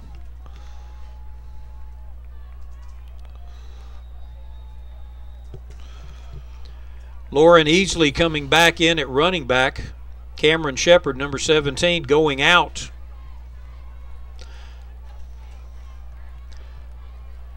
Two receivers to the short side of the field for the Wolves. Haywood has Martin and Easley, or Holman and Easley next to him. Bad snap again. He definitely took his eyes off of it that time. And a hard tackle made by number 91, Walter Oliver, the senior defensive lineman, 260 pounds, fell on top of a quarterback. And not being able to handle the snap has been extremely costly for Westside on this first possession of the second half. And Oliver was there to finish it off with authority. And that's quarterbacking 101, isn't it? I would think. Get the ball before you start to try to do anything with it. Get the ball. Blocked! Right up the middle. They're trying to advance the ball, and it doesn't matter who recovers it. Oh, big play from Memorial Special Teams. Makes a huge play. I believe is number 11. Let's see. Right up the middle. There he is, Mel Broderick Matthews. Mel Broderick Matthews on the block. And that is a great play, just a offensive breakdown, I guess you'd say. Well, it's a great opportunity for Memorial now to kind of get control of the game again. It was really up for grabs. Now the Titans need to take it and stick it in the end zone. Just like that opening offensive play where the Titans were able to pounce on a fumble and get 3 points out of it. That's the old belly play right there. Right. Fisk picks it up, fakes it to the running back, and everybody tackles the running back, and he just follows him, using him as a blocker. Great play there by Fisk. We have a Wolf that is injured at the 30-yard line. It's a great shot of the block there. Our ground cameraman, Dale LeBlanc, got that one. We're going to take an injury timeout here as one of the Wolves has looks like to be a leg cramp, so we will take an injury timeout here. It is 17-10 with 7:12 left in the third quarter. We'll be back in just a moment.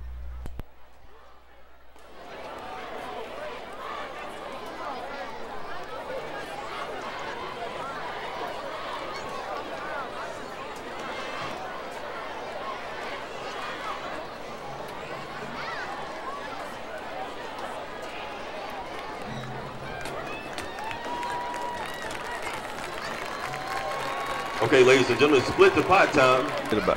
Get out your winning ticket. The injured Wolf is able to make it off the field on his own power. That's Bradley Cunningham, junior linebacker, who was trying to track down Ricky Fisk.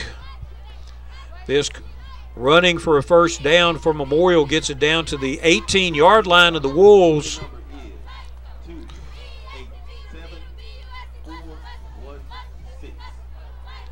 Halfbacks to either side of Fisk. He has two wide receivers to the right side, the far side. And the ref says we're ready to play.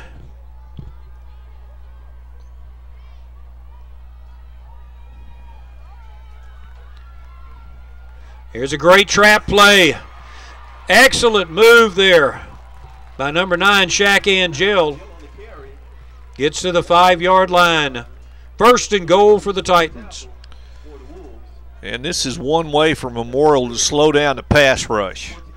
Take it at them running the ball. The left halfback took out the defensive end there, and Angel was just able to follow him. Good play there.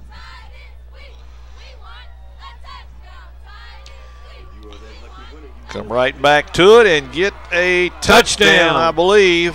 Referee is saying he is across. Ball comes loose, but it doesn't matter. Referee's got it marked as a touchdown for Memorial.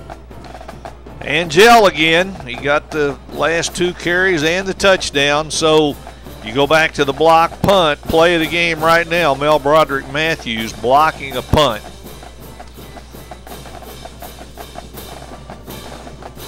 Is Stupinen out to attempt the point after.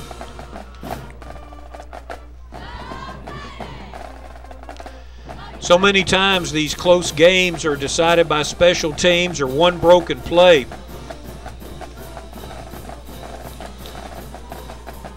Good high kick, and Stupinen is 3 for 3 tonight. 24-10 your score, 6:41 in the third quarter. The 18th edition of the Port Arthur News Friday Night Experience will be back in a moment.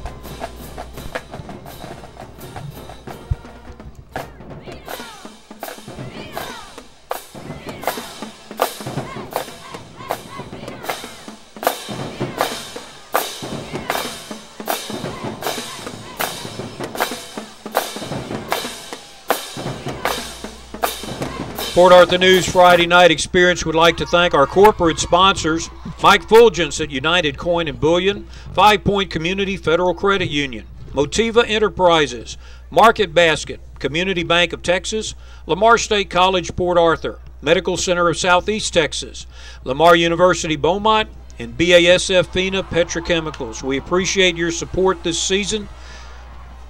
Hope we can continue going on. If any of you would like to advertise, hey, call them over at Fox 4, call Jim Barton, call Mike Sheffield. We'll all be glad to talk to you. Next week, we're going to be watching the Kelly Bulldogs take on the Orangefield Bobcats. The best game in Southeast Texas. That's the week that all the 4As take off. Everybody's idle next week. Although Memorial is playing next week, they go to Houston to play the Bel Air Cardinals. And Westbrook is out of town also. They're over in the Houston area as well. Stupinin's kickoff. Looks like it's going to come down at about the 3-yard line, and it's going to die there. They have to do something with that. Cameron Shepard had to pick it up because it was dying at the 1-yard line. Yeah, he thought it was going in the end zone. He was just going to let it go, get it out on the 25. There's a flag down at the 5-yard line. And that could really put Westside in a hole.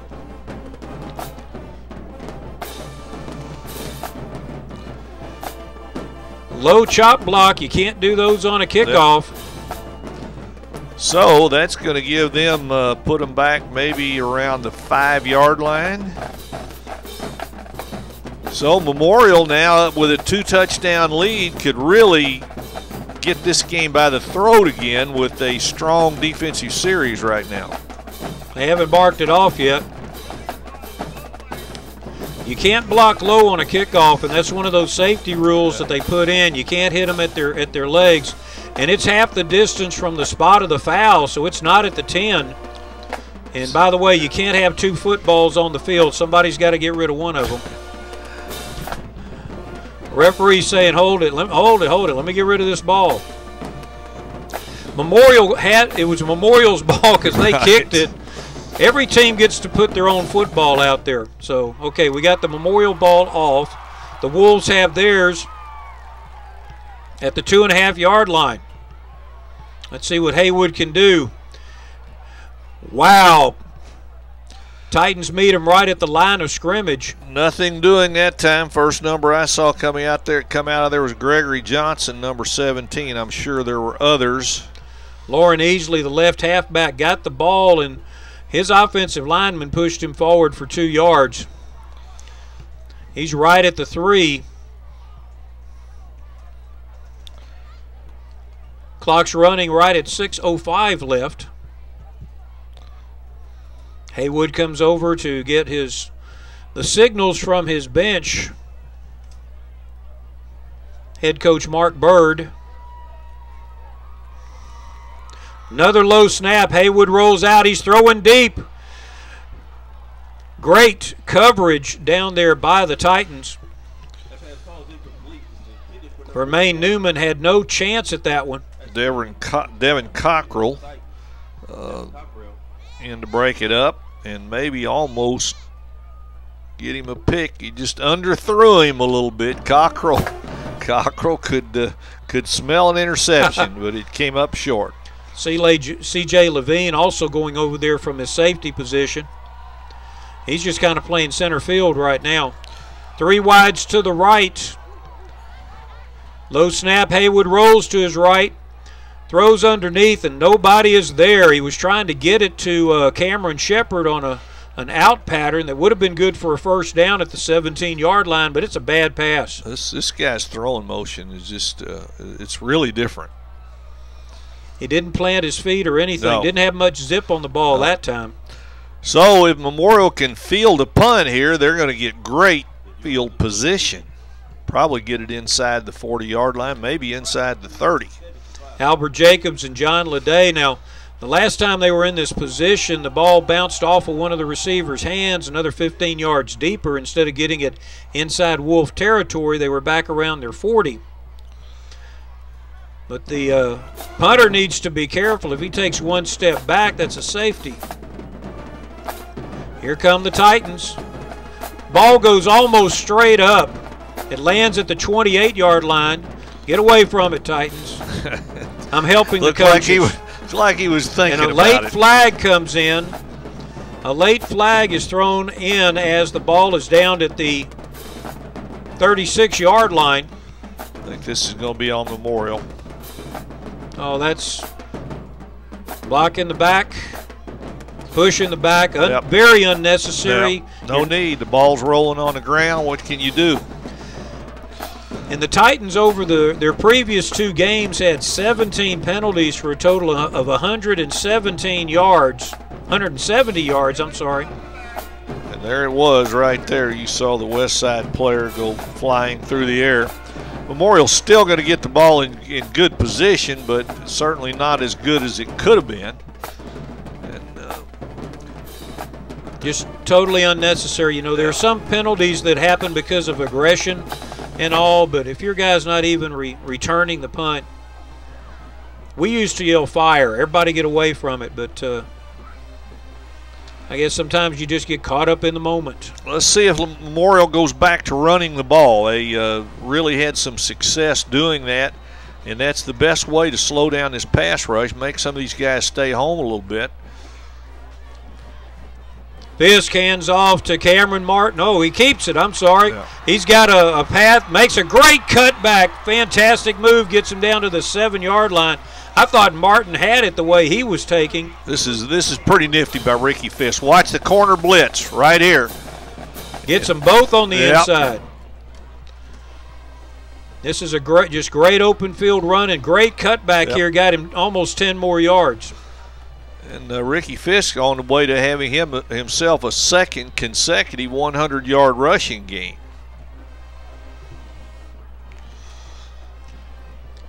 First and goal for the Titans at the 5-yard line.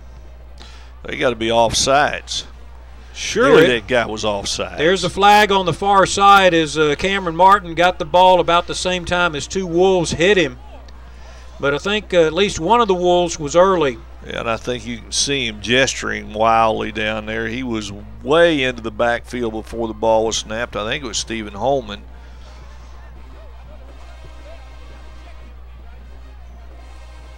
The young freshman running back might have had the wind knocked out of him there as hard as he was hit.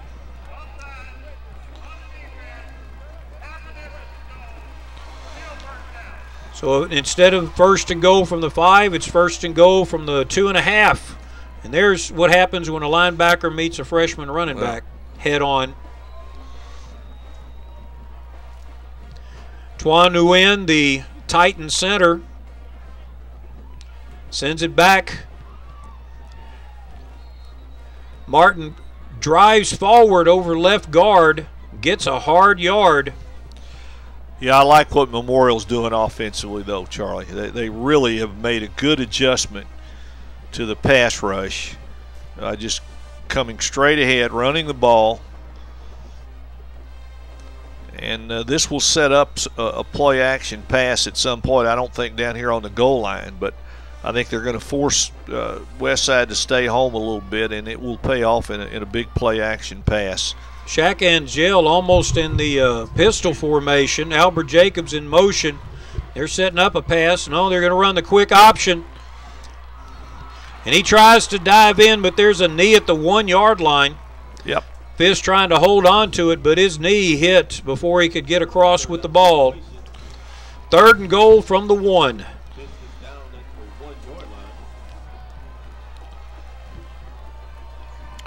Where's the big guy, Romar, that was their short yardage? What did he score? 2?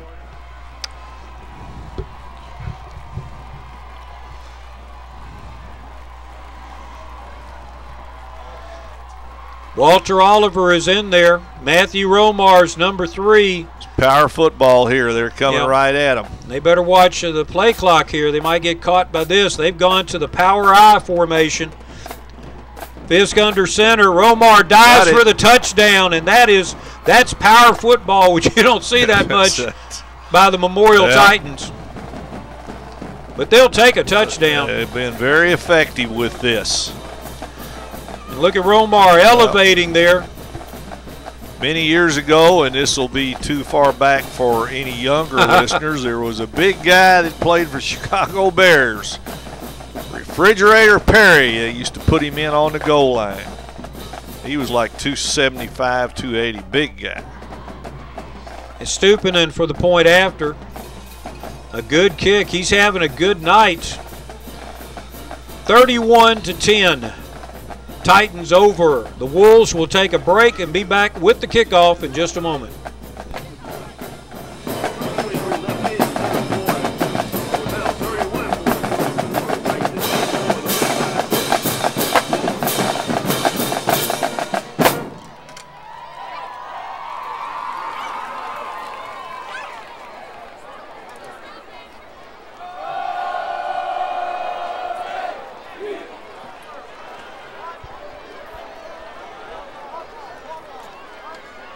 we go, ladies and gentlemen. Let's have a round of applause for our cheerleader of the week, Jakira Heaton.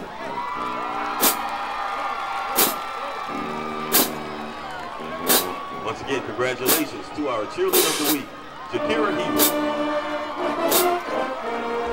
Well, the Titans have brought it out again and established control of this game here in the third quarter, extending their lead to 31-10. 2 good touchdowns. And for Matthew Romar, his 9th career touchdown. David Coleman tells me 8 rushing, 1 with an interception return.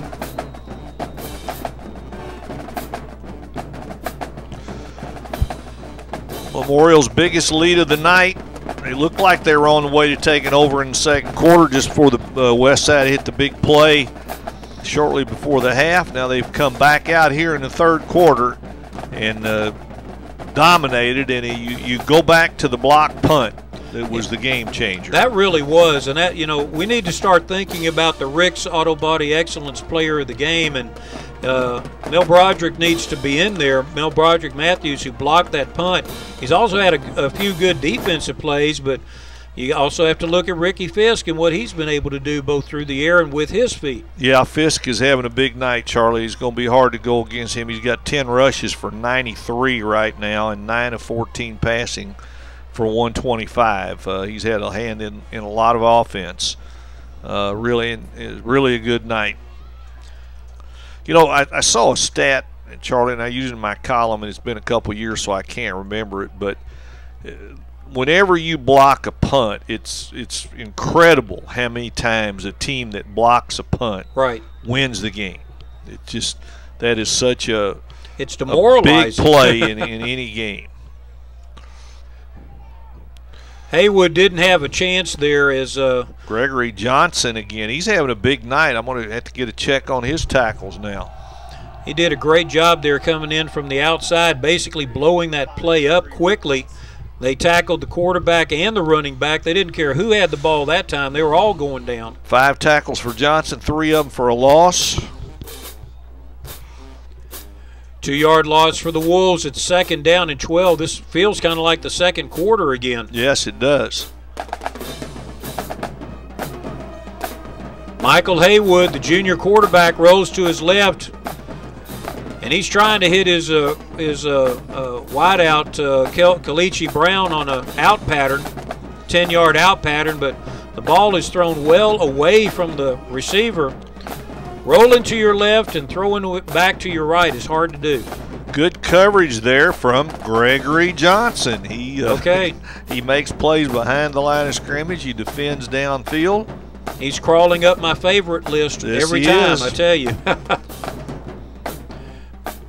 3rd down and 12. Again, our play clocks aren't in the end zones aren't working, so we're having to rely on the referees to keep track. Looks like the Titans are back in their pass defense. Another very low snap, and Haywood's not going to have a chance. Brought down by Matthew Romar. And Romar just blew through his blocker and Haywood never got out of the pocket. Romar moving at 275 pounds, pretty good right there. The young offensive line of the Wolves, we knew they were young. They've got, primarily sophomores and maybe a junior, but the center has had a lot of problems tonight. Getting the ball quickly to the quarterback, Haywood. Everything he's done has been in the shotgun.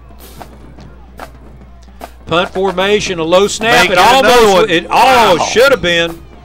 High punch taken in the air. And Jacobs' knee was down. They'll still take it at the 45-yard line, but I thought that one was going to be blocked. I did too. If he'd have been coming from this side, he would have gotten it. Right-footed kicker had just that extra inch to get away, and of course it did affect the punt. That's probably why it was almost straight up. Titans 1st and 10 from the 45-yard line of the Wolves, seeking to shut them down right here and extend a 3-touchdown lead. I think we're going to get another look at the near block here.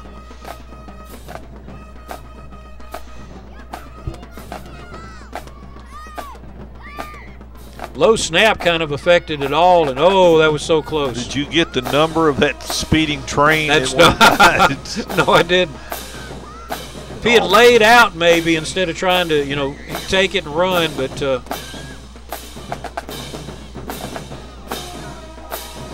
Fisk and Angel.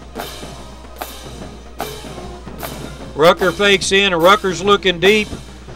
Fisk pulls it out. He throws it. Oh, that would almost another great improvised play to Rucker. They were trying to set up something deep that time, though. Fisk still cannot get the time. When he drops back, the pressure comes quick. That looked like it was a fake screen. You know, Rucker was real animated there at the wideout trying to get him to throw there. I think they were trying to sneak somebody deep for a home run ball. 2nd down and 10 on the incompletion. A bad snap, and I hope I didn't jinx Twan Nguyen. There's a flag on the play, and they're going to bring this one back. Whoa! Oh, man, that's out of bounds. Wow. This Fisk is hit when he's off of the white over there. I don't know if it's going to be offsetting penalties, but I didn't see a flag thrown over there. I didn't see a flag either, but I'm wondering if somebody got blocked into him. It could be. Hope we get to look at that. Of course, that play was bad from the minute the snap came rolling back. Rolling back, okay, that's here the we exact go again. phrase. Now, yeah, there's a hold right he there. He escapes. He's done a tremendous job of escaping. Now, let's see. No, he was not blocked. Wow, how do you miss that? You got to protect the quarterback. Yeah. Especially when he's 5 yards out of bounds getting a sip of water. You can't hit the guy. He was 3 yards out of bounds. I don't know how you miss that one. Well, the holding call against the Titans takes them back 10 yards to their own 45. Jacobs goes in motion. Fisk runs the quick option. And he's going to go ahead and just step out. He basically bounced back to the line of scrimmage, running the option into the short side of the field. Matthew Romar was his pitchback. 3rd down and 20 for the Titans. Well, in order for him to get it down the field to get 20 yards, he's going to have some time. Can Memorial pass block him long enough? I tell you, they're coming up. They're playing man all over with one guy deep. Fisk looks deep, got some motion. There's a guy open. Oh, right off the hands of Brandon Leday. How can you drop that, sir? Ooh. I tell you, Leday had a step on his defender, and the safety was late coming over. Nobody feels worse than Brandon Leday right here because Fisk makes a really nice throw, just hand stretched out. The line gave him just enough time. Another big play waiting to happen. So Stupinen gets into punt formation. He'll kick it from about his 32. Again, the Wolves only send one deep.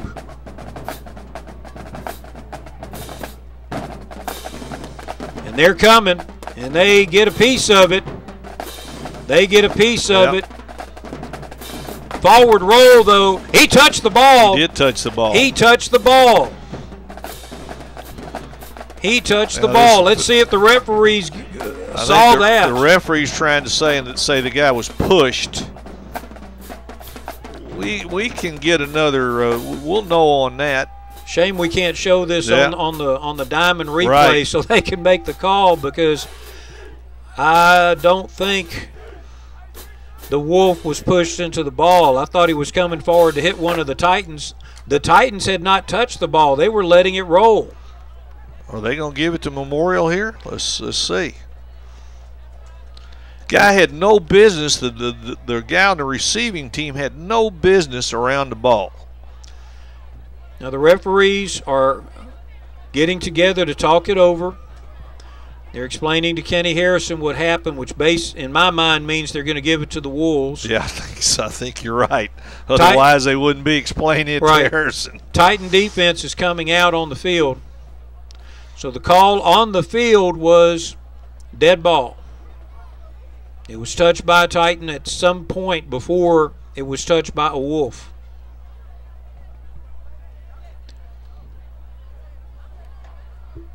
Kenny Harrison may also be asking about the hit on his quarterback out of bounds. Well, I mean, you got to get your nickel's worth. He's not going to be happy. I tell you, well, when he sees this or sees his tape and sees Fisk get hit that far out of bounds, he's really going to be unhappy. Here it is again now. First of all, it almost doesn't get off. It is partially blocked. Now that Wolf lets it go. No one has touched it. Yeah, the Westside guy runs up, hits a Memorial guy, and the ball bounces off his foot. Totally missed call. Throw that red flag out there, Kenny. We got a replay that'll get the ball back for you. First down and 10 for the Wolves. They're down 3 scores. High snap, but they decide to work the middle again. They've had success with that, getting forward for 3 yards. Matthew Romar in there to get him another tackle. I wonder if that center was told, don't you leave it low again. So everything's going to be up above the face mask.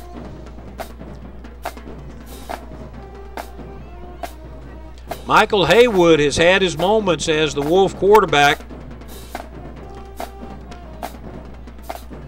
And he fakes it. This time he keeps it right up the middle.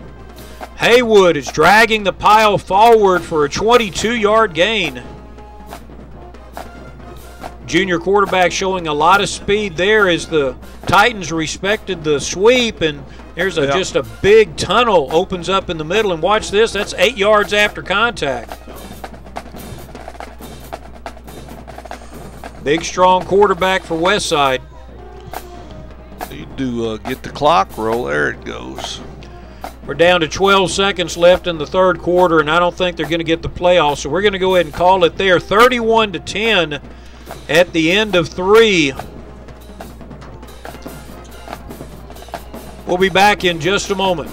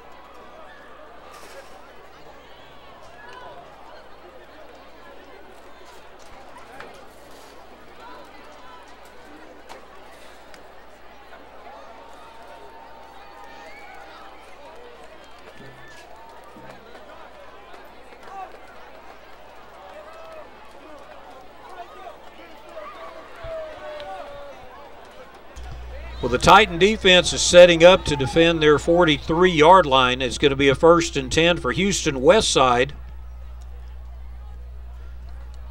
After a fine run by their quarterback, Michael Haywood. Westside, we expected to be a passing team, but they've come out here and have had success running between the tackles against the Titans. What's strange is Holman had 8 for 77 at the half. He only got 2 more carries in the third quarter. There's the home run ball over the hands, over the head of Romaine Newman and everybody else. He really was not open. There were 2 defenders over there and a safety closing as well. It looked like single coverage, but the Titans actually had a deep zone set up on him. They've been able to keep Barbie Hartzog pretty much in check. Hartzog is number 5. He's the junior on the top side of the picture up there, set up as a wide receiver. Yeah, he had 4 for 66 in the first half. Of course, the big one at the end of the half. Second down, Haywood has got 2 halfbacks, 2 receivers to the bottom of the screen. Gives the handoff to Holman, and he gets taken down. There's a flag on the play. Number 10 delivers a hard hit. James Jenkins, but Jenkins may have gotten the worst of it, and I'm not sure what the flag is for. Maybe for a block in the back or something, and Harrison is very upset. Kenny Harrison's really upset over there.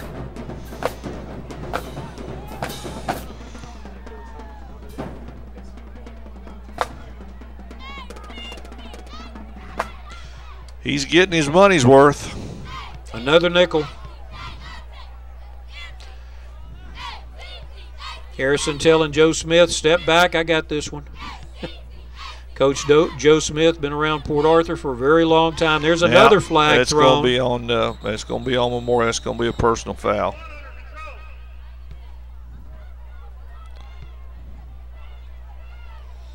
Now the linesman's going to come out to talk to Coach Harrison. That's 2 yellow flags. That could potentially be 30 yards given to the Wolves. We still don't know what the first call was. Nope. You can't call it spearing. You know, he came in with his shoulder. I didn't see a face mask either.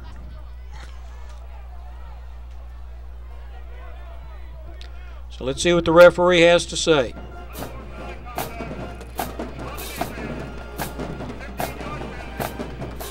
Well, what was the first one, though? Because there were 2 flags thrown, one right at the end of the play and then one right there. You know, when the referees were basically moving things off the first one. What do you think, Bob? I don't know. All I know is that number 10, James Jenkins, irregardless of the penalty, put his head down, and that's they teach you not to do that. That is a great way to get a neck injury, a bad neck injury. And they did mark off the second penalty. Yes, they did. They haven't explained what it was. They explained what the second one of them was. And the only thing I can see is that he led with his head on the tackle. He did lead with his head, but First down and 10 at the 16-yard line. For the Wolves, clock is running at 11:45. It's 31-10 Memorial. Haywood throws it up in the corner. Dropped by Bobby Hartzog. Devin Cockrell got there just in time to knock it loose. I thought Hartzog actually had the position. You can see him. He did. Looking for it. But a good tackle made over there. Yeah, just kind of stripped him a little bit there, pulled his arms back. Good play by the senior defensive back, Cockerell. And you got to admit it, from the Wolves' standpoint, you get 30 free yards, let's take a shot in the end zone right away, see if we can get them while they're demoralized. Now, Michael Haywood is calling them into a huddle. A what? Yeah, what's going on? That's a trick play. They went into a huddle. Bobby Hartzog never made it there, but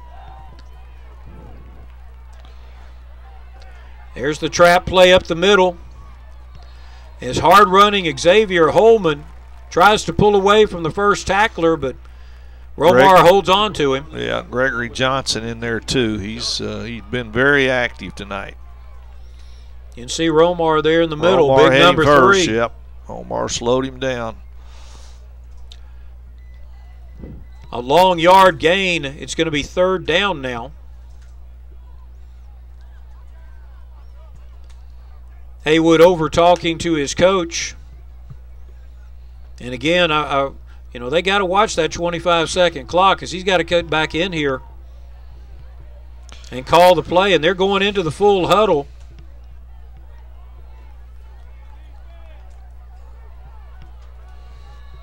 And they took too much time. They're going to have to call timeout here. And we're going to take a break ourselves.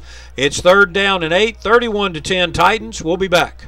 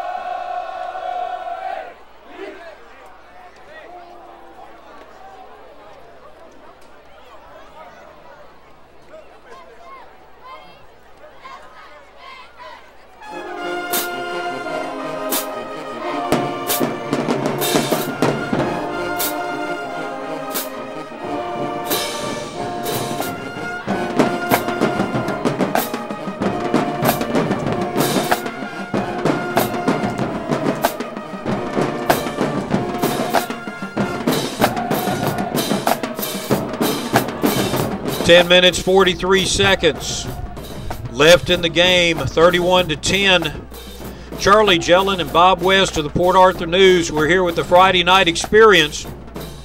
A great game at Port Arthur, Texas.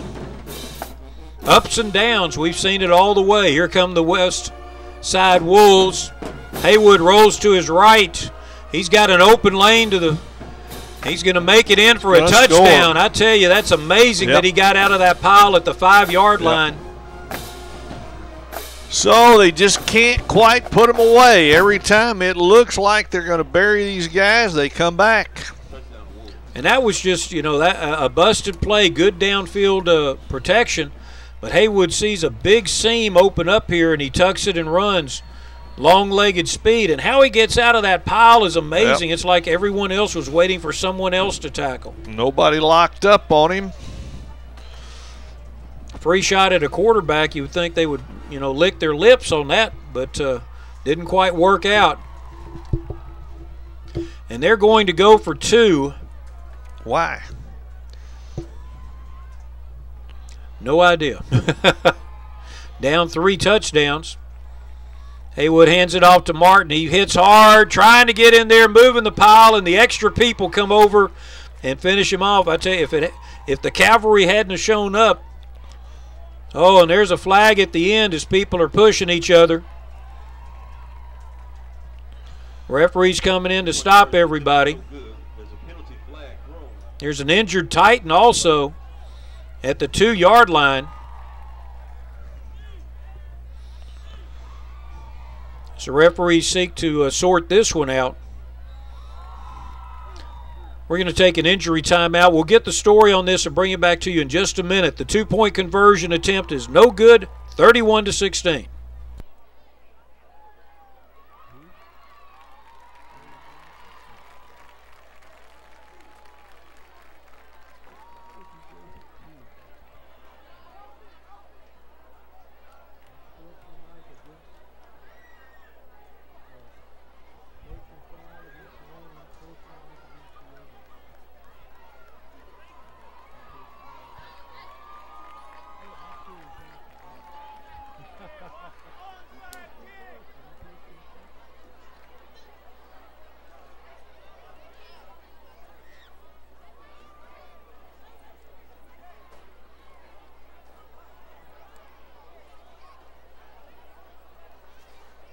Well, Bob, looks like the referees have got it all figured out now. Well, then it's time they communicated with us, Charlie. Unsportsmanlike against the Wolves, or personal foul against the Wolves, unsportsmanlike against the Titans. Dead ball foul after the play, so point after attempt is no good. Offsetting penalties. Let's kick it off from the 40. And we need to start thinking again about that Rick's Auto Body Excellence Player of the Game. But we still have 10.5 minutes here. Still a lot of football left. It's a 2-possession game. Westside was teetering on the verge of being out of it. Now they're back in it. Would they try something bold like an onside kick? Looks like they've got it set up with 6 people to one side. Nope, he kicks it away. He kicks it to the right-hand side. Taken in the air by John Leday. Good cutback. Gets across the 30-yard line. No flags on the play. That's a good thing.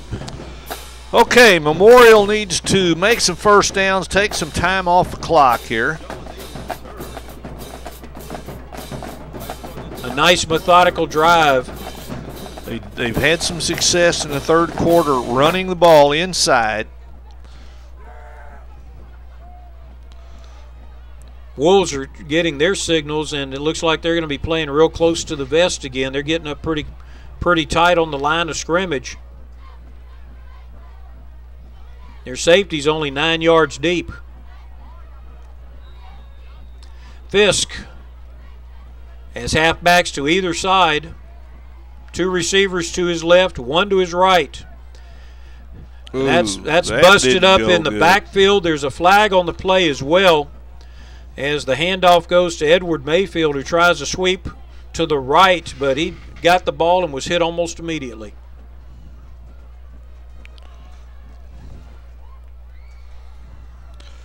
Offensive holding. Yep, no need to take this one. You've got about a 4-yard loss anyway.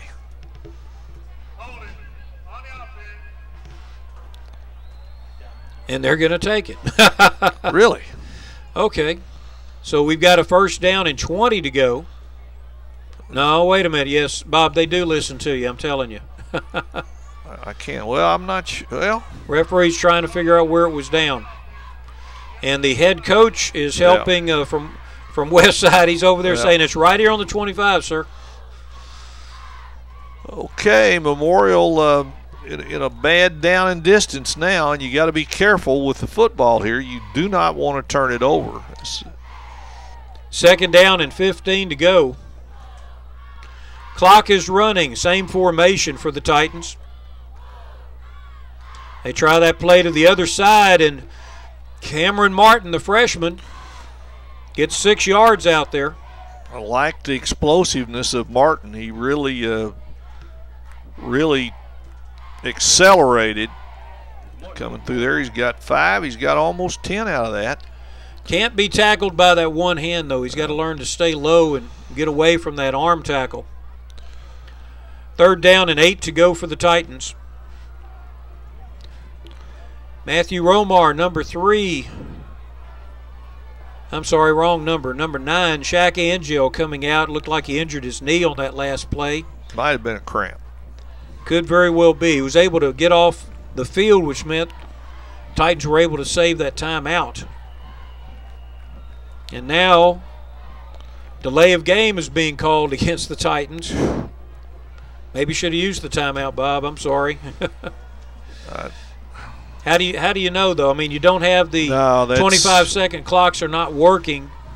And I didn't notice the referee do the 5-second warning that one of them's supposed to do. I think the one behind the defensive secondary is supposed to signify when you get to 5 seconds or something, raise his hand up. Here's the snap. Reverse goes to Roderick Rucker. Number 12's got a convoy. First down. Oh, that's a big play there. Tackled at the 49-yard line. There's a flag at the 41, though.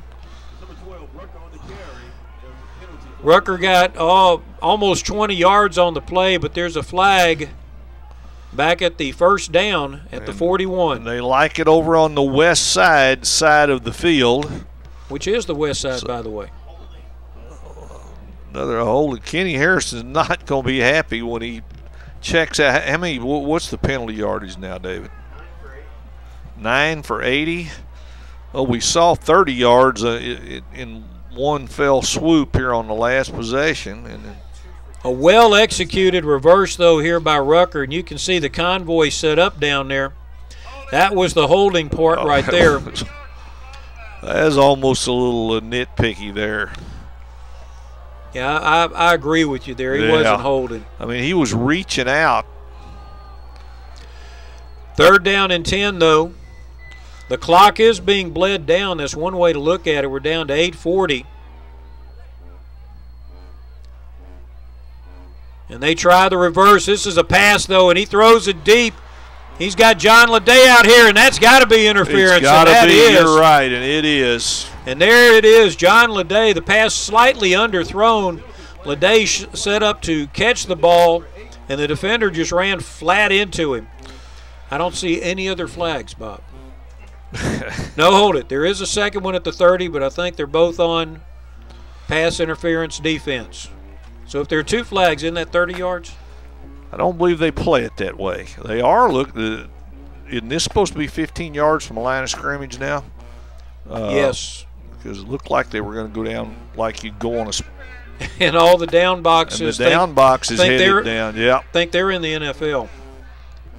On Madden, this is what you do. You go all the way down there, but it's going to be from the previous spot, which, if I recall right, is at the 30. This is a good throw here. Great arc on that ball. I tell you, if the defender hadn't run into him, though, John Leday had that ball. Taylor Labrie, the backup quarterback, and he really makes a good throw here. I mean, Ball is going to be caught. Nice ground camera there from Cody Riggs right behind. You can see that ball arcing in. If the defender doesn't take out the receiver, that's a completion. Well, the main thing is it's a first down. We'll give. What are we doing now? They're finding out where the previous spot was so they can mark off the penalty. Since it was a 3rd and 10, it'll go out to the Titan 45-yard line, or close to there. 48-yard line. First down and 10. What? As David points out, they just gave him 3 yards because the line of scrimmage was the 30. 30. Close to so it. They So, get shh. 3 bonus yards. Well, don't say anything. That makes up for hitting Fisk out of bounds, almost. Yeah, they still owe 12 yards on that. First down and 10 for the Titans. Hand off to the freshman, and there's that speed. Cameron Martin, tripped up at the 35-yard line as he tried a lateral move, but he exploded into that hole. Yes, Bob. he did. I think we're seeing a little bit of why Kenny Harrison is so excited about this young guy. Got to learn to run north-south, though. Clock's running at 8:15 now. Titans moving it downfield. Martin still in the backfield. Coming at him again, though. Run the belly play, and this time they didn't touch Martin. Nope. They converged on the quarterback. Good tackle there by number 32, Christian DeCurie of the Wolves. You can see they ignore Martin because they can see the ball right there in Fisk's hands. Under 8 minutes. Second down and 10 to go.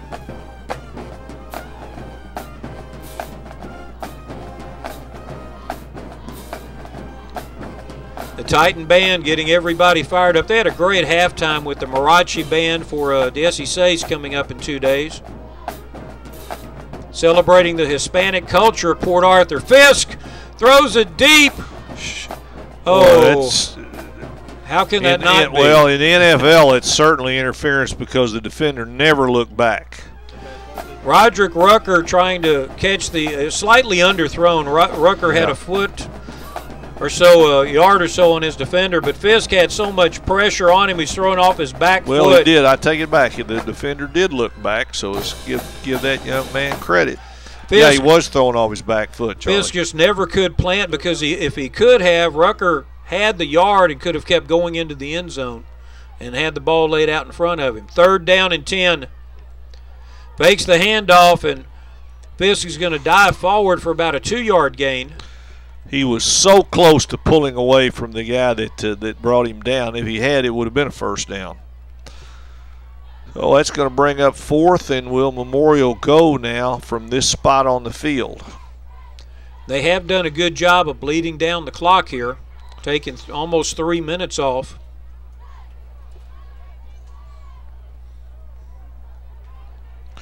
See no indication the punt team's coming out. Martin set up to the right. You'd almost take a delay of game here and then Pooch kick it. Fisk drops back. He's got a guy on a crossing pattern. Rucker almost had it. It was slightly behind him. Again, Fisk having pressure from the left corner. He's had pressure all night, really. He's been very impressive because of the amount of heat that he's gotten. Ball behind Rucker there, so it goes over to the Wolves. First and 10 from their 33-yard line. So Westside still in the game. It's 6 minutes and 32 seconds. Can be a lot of time. Memorial's defense, one stop out of Memorial's defense, and I believe that'll take care of it. C.J. Levine still playing deep center field. Now he's moving up to the motion man, but oh, wow. Look how many black shirts are around this guy. That's a defensive line meeting. Boy. The whole line met back there. Holy cow. And they made contact with him for a 7 or 8 yard loss it is. Back to the 25. Gregory Johnson, Oliver. Let's see who else is in there.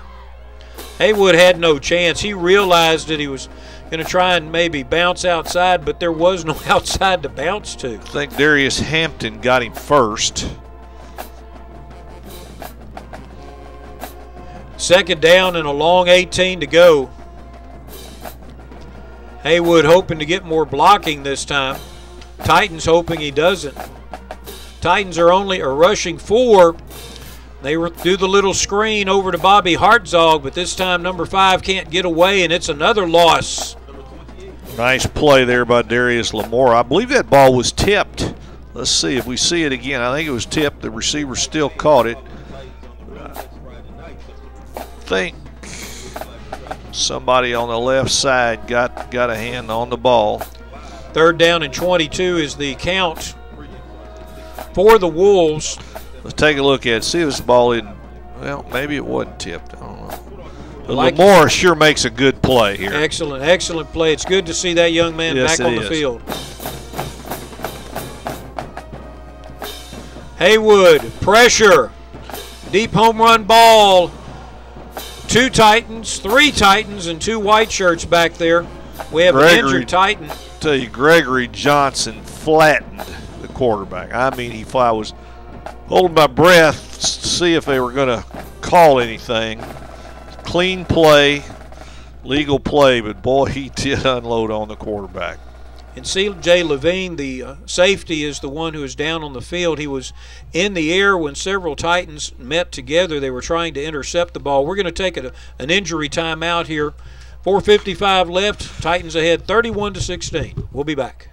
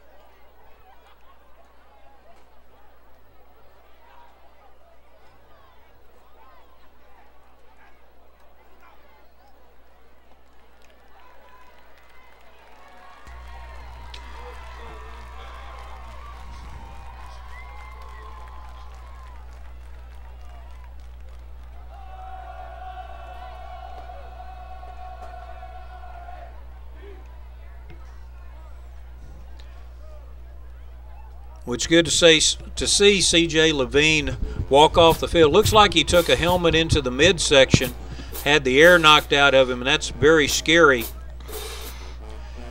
In just a moment, we'll be announcing the Rick's Auto Body Excellence Player of the Game. Several candidates, if you've been watching the entire game, you know, defensively, offensively for the Titans. You know, you've got some game changers and things like that, and after the injury timeout, it looks like the Titans are calling a timeout. Were they lined up to go for it on 4th and? That's what it looked like. 4th and a mile. I don't. Well, let's go ahead and get our Auto Body Rick's Auto Body Excellence Player of the Game. Let's talk about who we've got. Well, I mean, Ricky Fisk certainly is a leading candidate, but I mean there are so many guys on the defense. Lamora Hampton. Gregory Johnson. There have been so many guys come up big defensively. Well, we'll go with number 7, huh? I think probably Ricky Fisk is going to be the choice. Young man did a great job there offensively with his feet and also with his arm throwing for the touchdown pass. You know, there are so many, and this could easily have been a blowout in the first half if, you know, the passes had been caught. That's something Kenny Harrison, the old receivers coach, is going to work with on that. Great game by the Titans, 31-16. We'll have updated stats on Ricky Fisk after the Titans' next possession because he's going to get another shot. Our congratulations to the senior quarterback. Definitely showed some leadership today. 4th down, they're going for it. Haywood rolls left, throws back over, and it is and caught. Made it, and he may break out. Look Jermaine at this. Newman, number 1, taken out of bounds at the 29-yard line of the Titans, and that was just a post pattern where Newman got up taller than anybody else. And this really brings them back in the game now. You just cannot let this happen. You know there's Newman able to get away from several tacklers and had a couple of good downfield blocks down there as well. So that's 2 glaring mistakes by Memorial secondary tonight. Once on the play late in the first half for a long touchdown. Now this one that keeps Westside alive. Haywood with halfbacks on either side. First down and 10 from the 29-yard line. Haywood down the middle. That ball in the direction of Hartzog. Can't really say it was thrown. It was just kind of lobbed over there. Hartzog trying to beat the single coverage. Ball may have slipped out of his hand. Memorial's overdue for a pick. Maybe we're going to see it on this series. That's right. Haywood hasn't had an interception this season. And Memorial's come close, but has not been able to pick one up. 7 for 17. Hadn't thrown as much as I thought. Well, they came out in the second quarter in that rushing offense that I know took me by surprise. That's not hard to do, but it still surprised me. 2 receivers to the left. Here we go. Flags on the play. I think somebody on the offense may have moved. He did. Take him back 5. Dead ball. On the offense. Ball start. Still second down.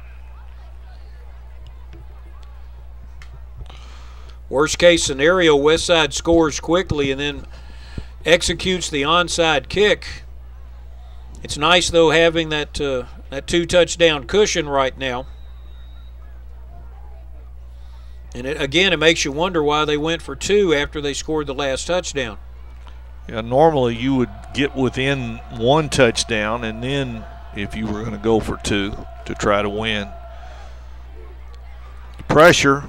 Rolls to the left, hits the little swing pass to Lauren Easley. Number 21's taken down hard after a 6-yard gain. It'll be 2nd down and 9 for the Wolves. They were coming. He got it away.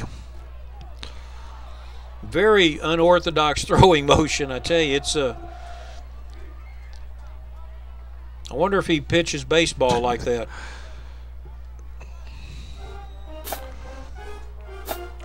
Haywood comes back out. Easley to his left. Holman, the speedster, also to his left. That's a power formation, and they roll. He's looking to throw it back, though. There's the seam, opens up, but Haywood's captured from behind. A good tackle. Mel Broderick Matthews, I believe, makes the stop. Looked like he might get away and get first down yardage, so another 4th down coming for Westside. And the Wolves call a timeout here with 3:41 left in the game. We'll take a break as well. We'll be back in just a moment.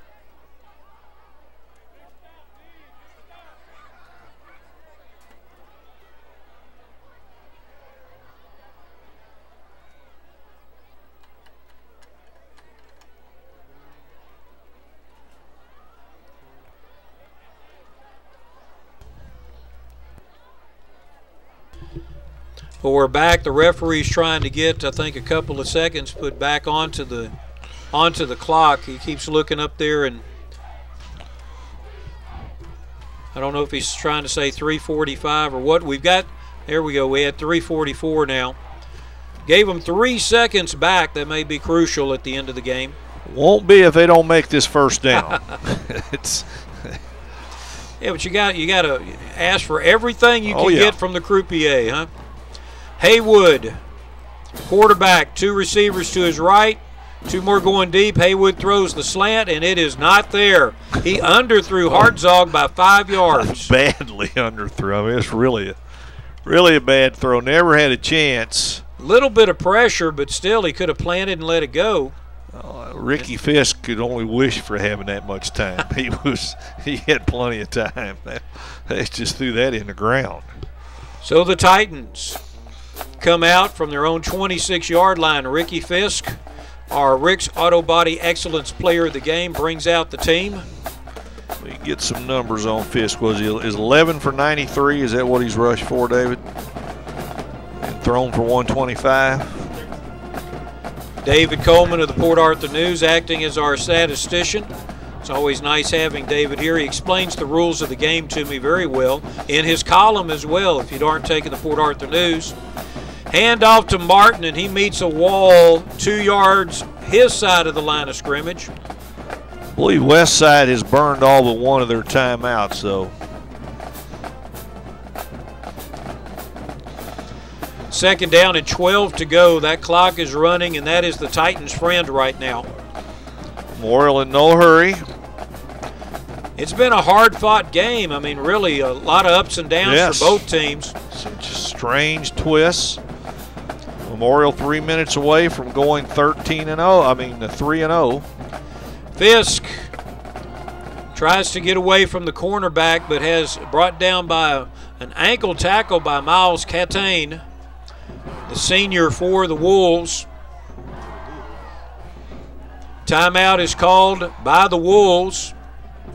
Clock's still running. They finally get the timeout. And that should be the last one, I believe, because it seemed like they called timeouts before the 2 fourth-down plays on that last possession.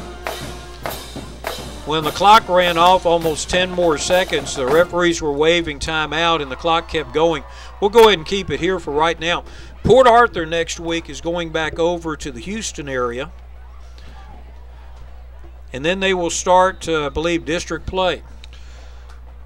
No, I think they have one more district. They got 2 more non-district, okay. Two more non-district games. One more? Okay. But that's going to be a great start off here is the 7 teams in this district this year. Yeah, they picked up, let's see, Galena Park, North Shore, LaPorte, Deer Park. Deer Park, that's the their new district opener on September 28th at Deer Park. And the Deer Park Deer, one of the great mascots of Texas. Go get them, deer. I mean, what do you say? Deer in the headlights? I mean, the lines are just all over the place that you could use. Memorial pick to get into the playoffs from the 7-team district. But it's going to be hard fought. Looks to me like North Shore is quickly becoming the favorite in that district, the way they're chewing people up, spitting them out.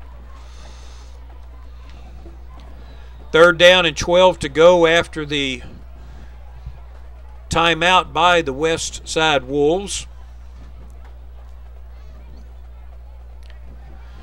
Fisk gets the snap. They look to run a quick option to the right with Martin the pitchman, but the Wolves had penetrated so much that all Fisk could do was just dive to the ground for a 4-yard loss.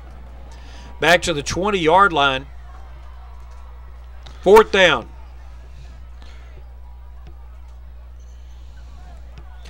So Memorial probably is going to let it run all the way down here. They may let it run down and call a timeout with 1 second left on the play clock. And I believe that's what the referees are doing. They're talking to each other about that. So I think Kenny Harrison went out and told the referee that's exactly what he wants to do. Get down to 1 second, and then I want to call a timeout. And that is a very smart use of the clock. Clock management means so much from 7th grade football all the way up. We'd like to thank our corporate sponsors of the Port Arthur News Friday Night Experience, Mike Fulgence at United Coin and Bullion, 5 Point Community Federal Credit Union, Motiva Enterprises, Market Basket, Community Bank of Texas, Lamar State College of Port Arthur, the Medical Center of Southeast Texas, Lamar University in Beaumont, BASF FINA Petrochemicals. Of course, our thanks to Fox 4, KBTV for putting us on here on Friday nights. We truly enjoy this slot. This is where Friday Night Lights ought to be. Friday Night Experience ought to be. Absolutely, on Friday night. Yeah, it's a tremendous amount of fun picking the best football game in Southeast Texas on any particular week.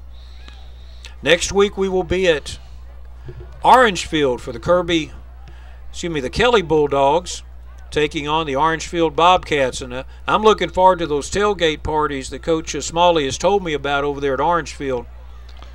I've heard that they are pretty good. They attempt to block the punt. Oh, good bounce. Great bounce. It is taken by the Wolves back at the 30-yard line, and he They gets better to the tackle wall. And there is the Stupian, the last one to get him. He's going to knock him out of bounds at about the 15-yard line. There are no flags. Yes, there is. 31-yard line on the far I side see of the it now. field. Okay. Good eyes, Bob West. Good eyes. And I can't imagine why there would be one there, because he was pretty much on his own at that point. And really, when a kick like that goes over the head of the receiver, let's see what the call. Blocking back. On the return. 10 yards. First down.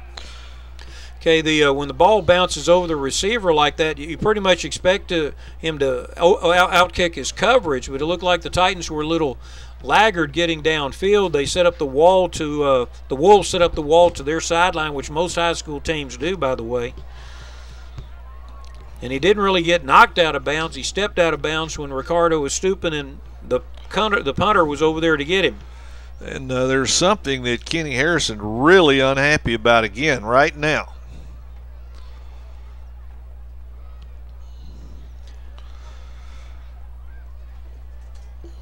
Well, Westside just keeps hanging around. He just can't quite turn the lights out on them.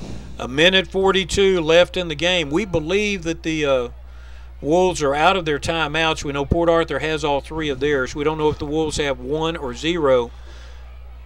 Sure not getting any help from that on the scoreboard. The scoreboard says 3, but we know better than that.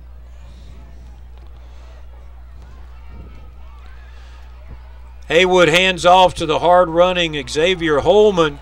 And number 7 spun one too many times. Well, C.J. Levine was all over that play. He did a good job of staying home, wasn't fooled. Right there, Levine just comes up. He tries to spin out. He gets him down. Hold on and wait for the cavalry. Still think we're going to see an interception before the night's over. 2nd down and 9. Here's the chance, and that's overthrown. Oh, there's your Bob West. Bob West. It's 2 weeks in a row now. Go buy the lottery ticket on your way home. All Tremendous. right. Jeannie, I think I just hurt him. I hit him in the shoulder so hard. How about that? I think we're going to see an interception, Charles. There it is. Devin Cockrell. Way to go, Devin. You made me look good, son. There'll be a little something extra in your That's report right. card. Yeah, right. Overthrown ball from Haywood. He set up, but his receiver ran kind of a skinny post, and he threw for the deep post. Cockrell, though, great elevation to get up in the air. Well, looks like the Titans are going to get a little practice on the victory formation here. Cameron Martin set up at the goal line. Fisk takes the ball, kneels, tosses it back to Martin, who gives it back to the umpire. As the clock runs down, we're at 1 minute. It's going to be a good win for Memorial, Charlie. There's some things they got to sharpen up a little bit on, especially a couple of big plays they gave up in the secondary, the 4th and long, and then the touchdown before the half. But they did a lot of good things tonight, things to build on. Looks like they're going to let it. There they go. They're getting into the formation again. Again, they're having to look at the game clock and try and guess 25 seconds off of there. And that, you know, just get the ball to the quarterback and let him kneel. Let's don't do anything fancy here, guys. They just lost 3 yards on a kneel down. Fisk is eroding his rushing totals by the snap. That is the ball game. Going to do it. 31-16, Port Arthur Memorial Titans over the Houston Westside Wolves. A very exciting game. We're glad you stayed with us. We hope you'll join us next week for the Kelly Bulldogs at the Orangefield Bobcats. For Bob West, David Coleman of the Port Arthur News, I'm Charlie Jellin of Sheffield Productions. Thank you very much, and we'll see you next time.